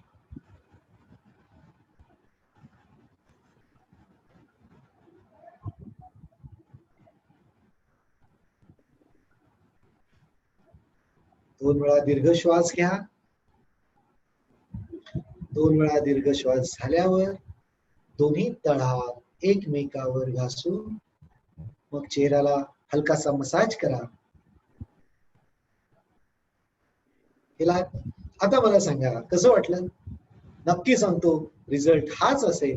आता आपण कमी वेळ केलाय पण असं मेडिटेशन जेव्हा 10 ते 15 मिनिटं तुम्ही शांतपणे करता तर त्याचं सायन्स असं आहे की मन शांत, रिलॅक्स, कूल आणि काम होतं आणि शरीर सुद्धा पूर्ण सेटल होतं. याचा इम्पॅक्ट काय तर 10 ते 15 मिनिटाच्या एका ध्यानामध्ये, एका मेडिटेशनमध्ये 5 तास झोपल्यावर जी विश्रांती मिळते अशी विश्रांती आपल्याला मिळत असते. आणि असे ध्यान जर दिवसातनं 3 वेळा म्हणजे सकाळ, दुपार, संध्याकाळ असं जर 3 वेळा केलं तर 5 गुणिले 3 म्हणजे 15 तास तुम्ही विश्रांती या अशा स्थितीमध्ये राहू शकता. जर 24 तासातले 15 तास मी रिलॅक्स कूल आणि काम राहिलो तर टेन्शनचं प्रमाण वाढेल की कमी होईल? टेन्शनचं प्रमाण नक्की कमी होतं आणि त्याच्यामुळे वाढणारे आजार त्यांचं प्रमाण सुद्धा कमी होतं. ते प्रमाण कमी झाल्यामुळे आत्ताच असणारा आजार कमी करण्यासाठी जी तुम्ही गोळ्या किंवा इन्सुलिन घेताय त्याचं सुद्धा प्रमाण कमी होतं. असे आमच्याकडे आतापर्यंत हजारो पेशंट ना रिझल्ट आलेले आहेत. त्यांनी दाखवलेलं आहे की हे मेडिटेशन 3 वेळा रेग्युलर केल्यामुळे त्यांची औषधी इन्सुलिन सुद्धा कमी व्हायला मदत. त्याचपासून हे ध्यान 3 वेळा करायचे, सकाळ दुपार संध्याकाळ. आणि कधी जेवणाच्या आधी की जेवणाच्या नंतर? तर नक्की जेवणाच्या आधी. जेवणावर केलं तर त्याला झोप येईल. मग ते मेडिटेशन नाही तर मजेत सांगायचं झालं तर झोपिटेशन होईल आणि अशा पद्धतीने तुम्हाला झोप लागेल. म्हणून हे ध्यान जेवणाच्या आधी करायचे 3 वेळा, सकाळ दुपार संध्याकाळ.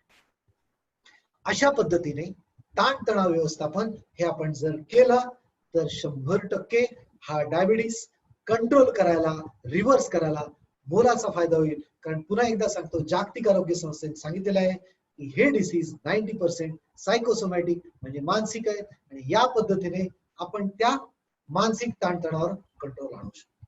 शेवटी जाताना मी एवढंच सांगेन की तुम्ही आता जे MIB पल्स ऍपद्वारे बरेच जण याचा फायदा घेत आहेत.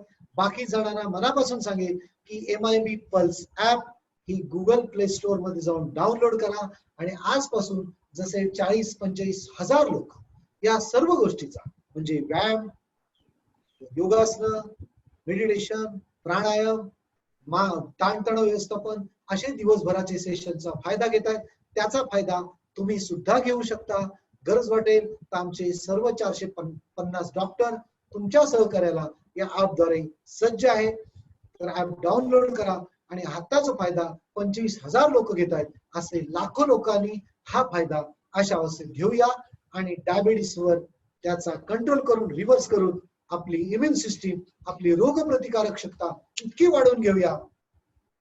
कोविड-19 काय, कुठलाही व्हायरस आला तरी आपण त्याला लढा देऊ शकतो आणि असा लढा देऊन आपला भारत सुदृढ आणि निरोगी ठेवूया.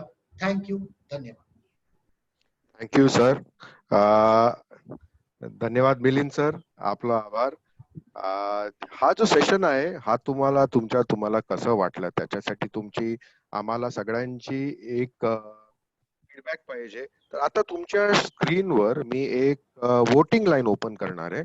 जरा वोटिंग करून आम्हाला दाखवा. त्याच्यामध्ये 10 म्हणजे एकदमच बेस्ट, 9 म्हणजे बेस्ट पेक्षा थोडं आमची इम्प्रुव्हमेंट करायची आहे, 8 म्हणजे थोड्यापेक्षा थोडी जास्त आणि 7 म्हणजे तुम्हाला जास्त इम्प्रुव्हमेंट आम्हाला त्याच्यामध्ये आणखीन काय माहिती पाहिजे असं तुमचं आम्हाला एक वोटिंग पाहिजे. तर जरा वोटिंग करून तुमच्या स्क्रीनवर आहे ते बघून घ्या. मिलिंद सर, अमन सर, अजून कोणाला जर प्रश्न असले तर त्यांचे प्रश्न ते विचारू शकतात. आपण त्यांना उत्तर देऊ. त्यांचं समाधान, शंका, आपल्याला जेही प्रश्न विचारायचे ते आता हे प्रश्न तुमच्या चॅट बॉक्स मध्ये विचारू शकतात. मिलिंद सर तुमचे प्रश्न घेण्यासाठी आहेत इकडे. तर प्रश्नांचं आम्ही वेट करतोय. मी मराठीमध्ये बोलण्याचा प्रयत्न करतोय. माझी मराठी इतकी चांगली नाही, मध्ये मध्ये तुटते, सांभाळून घ्या. तर सर एक प्रश्न मी विचारतो. तुम्ही हा जो सांगितलेला आहे की तणाव वाढण्याने डायबिटीज वाढायची शक्यता वाढते, म्हणजे ज्यांना डायबिटीज आहे त्यांना स्ट्रेस मॅनेज करायची गरजच आहे. या स्ट्रेस मॅनेजमेंट बरोबर आणखीन एकदम इम्पॉर्टंट म्हणजे काय? गुरुदेव सर तुम्ही असाल तर सेशन मध्ये, तर तुमच्याकडून पण एक रिक्वेस्ट आहे की in addition to stress management, या स्ट्रेसला मॅनेज करण्याबरोबर आणखीन काय करू शकतात जे आपल्याला डायबिटीसचे पेशंट आणखीन लवकरात लवकर आपल्याला डायबिटीस वर मात देऊ शकतात? सर आहात का? या स्ट्रेस मॅनेजमेंट बरोबर महत्वाच्या ज्या जीवनशैलीच्या 3 गोष्टी म्हणजे आहार, विहार आणि विचार. म्हणजे आहार घेताना जर 3-4 क या बाराखडीतले प्रश्न आपण स्वतःला विचारले की मी आहार घेतोय, तो कुठला आहार घेतोय? सात्विक आहार आहे का? मी आहार घेतोय तो किती घेतोय? त्याची क्वांटिटी जी आहे ती कंट्रोल्ड आहे का? कुठल्या वेळेला आहार घेतोय? म्हणजे जेव्हा आपला जठराग्नी जास्त असतो, म्हणजे सूर्योदय जेव्हा होतो तेव्हा जठराग्नी वाढत असतो मग सकाळी चांगला आहार, दुपारी त्यापेक्षा थोडा आणि संध्याकाळी कमी आहार, म्हणजे सकाळी राजासारखा, दुपारी सेवकासारखा आणि संध्याकाळी भिकाऱ्यासारखा असं सांगितलेलं. अशा पद्धतीने जर आहाराची सूत्र आपण पाळली, म्हणजे पहिली गोष्ट आहे आहार तुम्ही 100% कंट्रोल करा. दुसरं म्हणजे महत्वाचं नियमित व्यायाम. आता नियमित व्यायाम करत असताना आता आपण बाहेर पडणे शक्य नाहीये, तर घर बसल्या तुम्ही बरेचसे व्यायाम करू शकता. घरात फिरणं हा एक आहे. सकाळच्या सेशन मध्ये आपण तुम्हाला मार्गदर्शन करतोय 1 तासाच्या एक्सरसाइज सेशन मध्ये की कुठल्या पद्धतीचे आहार व्यायाम करावे, तर ते मार्गदर्शन घेऊन तुम्ही करू शकता. खुर्चीत बसून सुद्धा जसे सूर्यनमस्कार घालून त्याच्या 12 पोजेस आहेत, अशा पद्धतीने वेगवेगळे खुर्चीत बसून सुद्धा जे वयोवृद्ध आहेत ते खुर्चीत बसून ती आसनं सूर्यनमस्काराची वेगळी आहेत, युट्यूबवर तुम्हाला मिळतील, ती करू शकता. अशा पद्धतीने बरेचशा गोष्टी आहेत ज्याच्यामध्ये रेग्युलर आहार म्हणजे थोडासा तुम्हाला दम लागणं, घाम येणं अशा पद्धतीपर्यंत तुम्ही रोज व्यायाम करा तरी चालेल. आणि तिसरं ताणतणाव व्यवस्थापन हे सांगितलेलंच. घरामध्ये स्वच्छंदी राहा. प्रत्येक व्यक्ती घरात स्वच्छंदी वातावरण बनवू शकतं आणि ही प्रत्येक घरातल्या व्यक्तीची जबाबदारी आहे. स्वच्छंदी वातावरण बनवलं तर ताणतणाव येणारच नाही. येणाऱ्या प्रत्येक सिच्युएशनला फाईट करायची ताकद जर वातावरण स्वच्छंदी असलं तर नक्कीच होणार आहे. या पद्धतीने आहार, विहार आणि विचार ही जीवनाची त्रिसूत्री जर आजपासून 100% सर्व कुटुंबियांनी पाळलीत तर तुमच्या घरातल्या असलेल्या डायबिटिक पेशंटला तुम्ही असं काही महिन्यात 100% विदाउट मेडिसिन कंट्रोल किंवा रिव्हर्स करू शकता. आणखी काही प्रश्न सर? गुरुदत्त सर, एक तुम्हाला प्रश्न विचारायचं होतं. आपल्या डायबिटीज पेशंट जे आपल्याकडे ट्रीटमेंट घेत आहेत त्या ट्रीटमेंट मध्ये एक असतो डाएट किट याचं आणि दुसरं पंचकर्म. तुम्ही जे पंचसूत्री सांगितले त्याच्यामध्ये डाएट किट, पंचकर्म, मेडिसिन हे 3 आहेत. तर डाएट किटचं याच्यामध्ये किती इम्पॉर्टन्स आहे आणि ते त्यांनी पेशंटला किती फार फरक पडतो त्याच्याबद्दल थोडं आम्हाला आणखीन मार्गदर्शन देऊ शकता का प्लीज? सर तुमचा ऑडिओ येत नाहीये. आता am I audible? Yes sir, yes sir. Basically diabetes जो रिव्हर्स होतो माधवबागच्या पंचसूत्री कार्यक्रमामध्ये, तो डायबिटीज रिव्हर्स करण्यासाठी मेनली रिस्पॉन्सिबल प्रमेह नावाचं डाएट किट आहे. That Prameh diet kit gives you 800 calorie, फक्त 800 कॅलरी दिवसाला तुमच्या शरीरात जातील आणि त्याच्यामध्ये सुद्धा प्रोटीनचं कॉन्ट्रीब्युशन जास्त असेल आणि कार्बोहायड्रेटचं कॉन्ट्रीब्युशन कमी असेल. अशा पद्धतीने तो डाएट किट डिझाईन केलेला असतो आणि त्याचे पोर्शन कंट्रोल असतो. म्हणजे तुम्ही सकाळी चहा कोणता घ्यायचा आहे, सकाळी ब्रेकफास्टला किती पोर्शनचे फूड स्टफ्स बनवायचे आहेत, दुपारच्या जेवणामध्ये रोटी ज्या पोळ्या ज्या बनवायच्या आहेत त्या पोळ्या किती पिठाच्या बनवायच्या आहेत, या सगळ्याचे रॉ जे काही मटेरियल आहे ते त्या डाएट किट मध्ये दिलेलं असतं आणि त्याचं सेवन ज्यावेळी तुम्ही करायला लागता त्यावेळी तुमच्या शरीरामधला insulin resistance day by day reverse व्हायला लागतो. मग आठवड्याभरामध्येच तुमच्या ॲलोपॅथीच्या गोळ्या बंद व्हायला लागतात. विदिन अ वीक तुमच्या ॲलोपॅथीच्या गोळ्या जवळपास 25 ते 30% बंद करता येतात. हे ऑलरेडी घडतंय, हजारो पेशंट मध्ये घडलेलं आहे आणि तुमच्याही शरीरात घडू शकतं. फक्त ह्याच्या गोष्टींवरती विश्वास ठेवून, या संकल्पना समजून, हे एक्झॅक्टली कसं काम करतं हे समजून हे आचरणात आणण्याला सुरुवात केली की निश्चित तुमच्या शरीरामध्ये ते पॉझिटिव्ह बदल घडतील. Diet kit plays a fantastic role in reversal of type 2 diabetes. एक अपने आप में एक बहुत बड़ी एक डाइट किट एक बात है जो डीएम रिवर्स के लिए बहुत ही ज्यादा कारगर साबित हो चुकी है. Thank you sir. आणखीन एक प्रश्न आहे, जे आता कोरोनाचं जो वैश्विक महामारी जी चालू आहे त्याच्यामध्ये 2 गोष्टी एकदम इम्पॉर्टंट रोल प्ले करू शकतात. एक आहे MIB पल्स ऍप. तो MIB पल्स ऍप त्यांना आपल्या लोकांना कसं हेल्प करणार आहे या परिस्थितीत, एक त्याच्यावर तुमचं हे पाहिजे. आणि दुसरं, अशा कुठल्या मेडिसिन्स आपले पेशंट कुठून घेऊ शकतात जे लोक बघतायत ज्यांनी त्यांची इम्युनिटी की म्हणजे रोग प्रतिकार शक्ती वाढवण्यासाठी मदत होतील? बेसिकली MIB पल्स ऍप का जे कुछ डेव्हलपमेंट झालं त्याचा मुख्य उद्देश काय होता की ज्यावेळी पेशंट डाएट फॉलो करायला लागतो, लाईफस्टाईल मॉडिफाय करतो आणि रिव्हर्सलची जर्नी त्याची सुरू होते. रिव्हर्सलची जर्नी म्हणजे काय, त्याच्या शरीरातले रोगाचे जे घटक आहेत त्या शरीरातून बाहेर पडायला लागतात, त्याचा रोग बरा व्हायला लागतो. अशा वेळी त्या व्यक्तीला ॲलोपॅथीची जी औषधं चालू आहेत ती कमी करणं गरजेचं असतं किंवा रोग जसा जसा नियंत्रणात यायला लागेल तसं तसं ॲलोपॅथीची औषधं बंद करणं गरजेचं असतं आणि हे डॉक्टरांना करता यावं आणि गोळ्या बंद केल्यानंतर सुद्धा साखर वाढत नाहीये ना याच्यावरती चेक ठेवता यावं, माझ्या शरीरातला आंतरिक व्याधीची स्थिती काय हे कळावं, या सगळ्या गोष्टी सोप्या व्हाव्यात म्हणून MIB पल्स ॲपचा डेव्हलपमेंट माधोबागनी केली होती. की त्याचा उद्देश मुख्य हा होता की पेशंट ज्यावेळी घरी असतो दर 3 दिवसातून एकदा तो शुगर चेक करत असतो आणि मग त्या शुगरच्या इन्फॉर्मेशन वरती त्या पेशंटच्या गोळ्या आज 1 कमी करा, 2 घेताय त्यापैकी 1च घ्या. आता ही गोळी बंद करा. ही गोळी बंद केल्यानंतर उद्याची साखर किंवा 2 दिवसानंतरची परत साखर आम्हाला कळवा. सो इन धिस वे त्या पेशंटच्या रिव्हर्सल जर्नीवरती त्याचा जो हँड होल्डिंग आवश्यक आहे, ते हँड होल्डिंग माधोबागचे डॉक्टर्स करू शकतात आणि त्या सगळ्या गोष्टींचं एक स्ट्रक्चर्ड इन्फॉर्मेशन टेबल्स आपल्याला मिळतात आणि जेणेकरून आपल्याला आपली व्हॅल्यूज कळत राहतात, त्याचं ट्रॅकिंग होतं. हे सगळं अचीव्ह होतं that is because of MIB pulse app.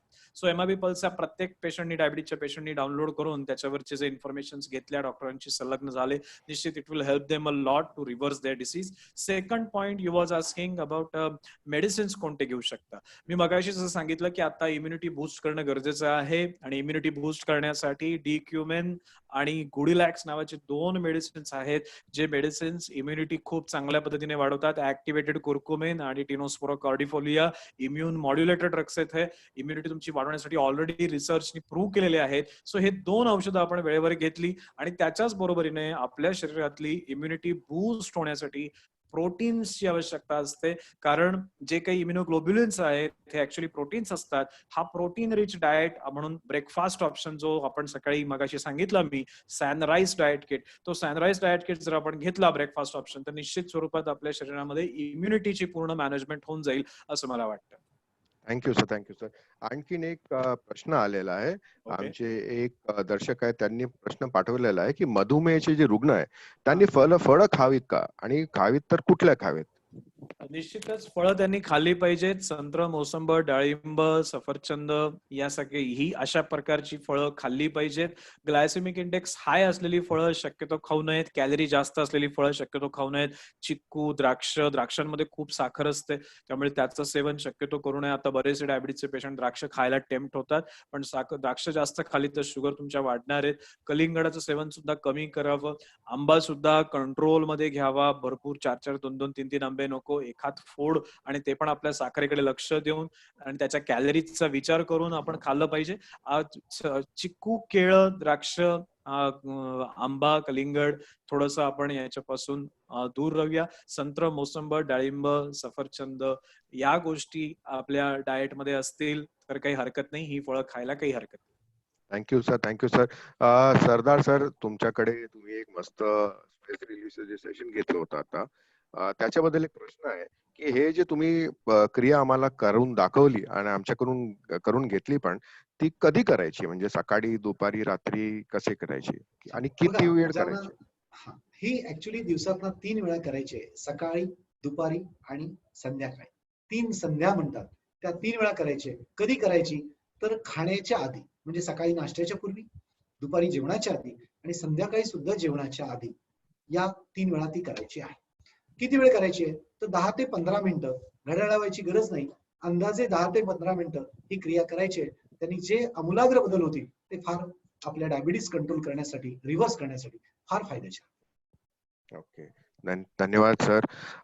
मला वाटते प्रश्न लोकांचे संपले आहेत आणि या सेशनला पुढे संपायच्या आधी मी लोकांना परत एक मेसेज पाठवतोय. तुमच्या मेसेज बॉक्समध्ये आम्ही MIB पल्स ॲपची लिंक पाठवली आहे. ते ॲपचा सतत तुम्ही वापर करा, लोकांना शेअर करा ते ॲप, कारण की त्याच्यामध्ये तुमची प्रोग्रेस रिपोर्ट, तुमची डायबिटीसची सगळी प्रोग्रेस रिपोर्ट त्याच्यामध्ये आहे. तुम्ही पण बघू शकता तुमचं कसं प्रमाण चाललेलं आहे शुगरचं, आणि त्याच्यामध्ये तुमच्या डॉक्टरांशी तुम्ही सतत चॅट मधून रेग्युलर अपडेट्स आणि सल्ला घेऊ शकतात. आजच्या या सेशन साठी आपल्या सगळ्यांचा आभार. Gurudatt sir, thank you very much. तुम्ही आमचं खूप छान मार्गदर्शन केलेलं आहे. Milind sir, thank you. आता तुम्हाला दोघांना ऐकून आम्हाला एक कॉन्फिडन्स सगळ्यांचा वाढतो की डायबिटीजवर मात देणं एकदम सोपं आहे, एकदम इझिली होऊ शकतो. चिंता करायची नाहीये. फक्त आपल्या डॉक्टरांशी बोलायचं, माधवबागचे क्लिनिकच्या डॉक्टरांशी, जवळच्या क्लिनिकची डॉक्टरांशी संपर्क साधा आणि त्यांच्याशी डिस्कस करा हा डायबिटीज नक्कीच रिव्हर्स होणार आहे. दुसरं, तुमच्या डायबिटीसवर तुम्ही मात दिलं की कोरोनाच्या या वैश्विक महामारीतून तुम्ही स्वतःचीही रक्षा करू घेऊ शकतात. असं आम्हाला हाही कॉन्फिडन्स आलेला आहे आणि तणाव आमचं तसंच कमी झाला आहे. तर thank you very much Milind sir, thank you very much Gurudatt sir. आजच्या Thank you. या सेशनला समाप्त होतोय. आपलं धन्यवाद. ओके.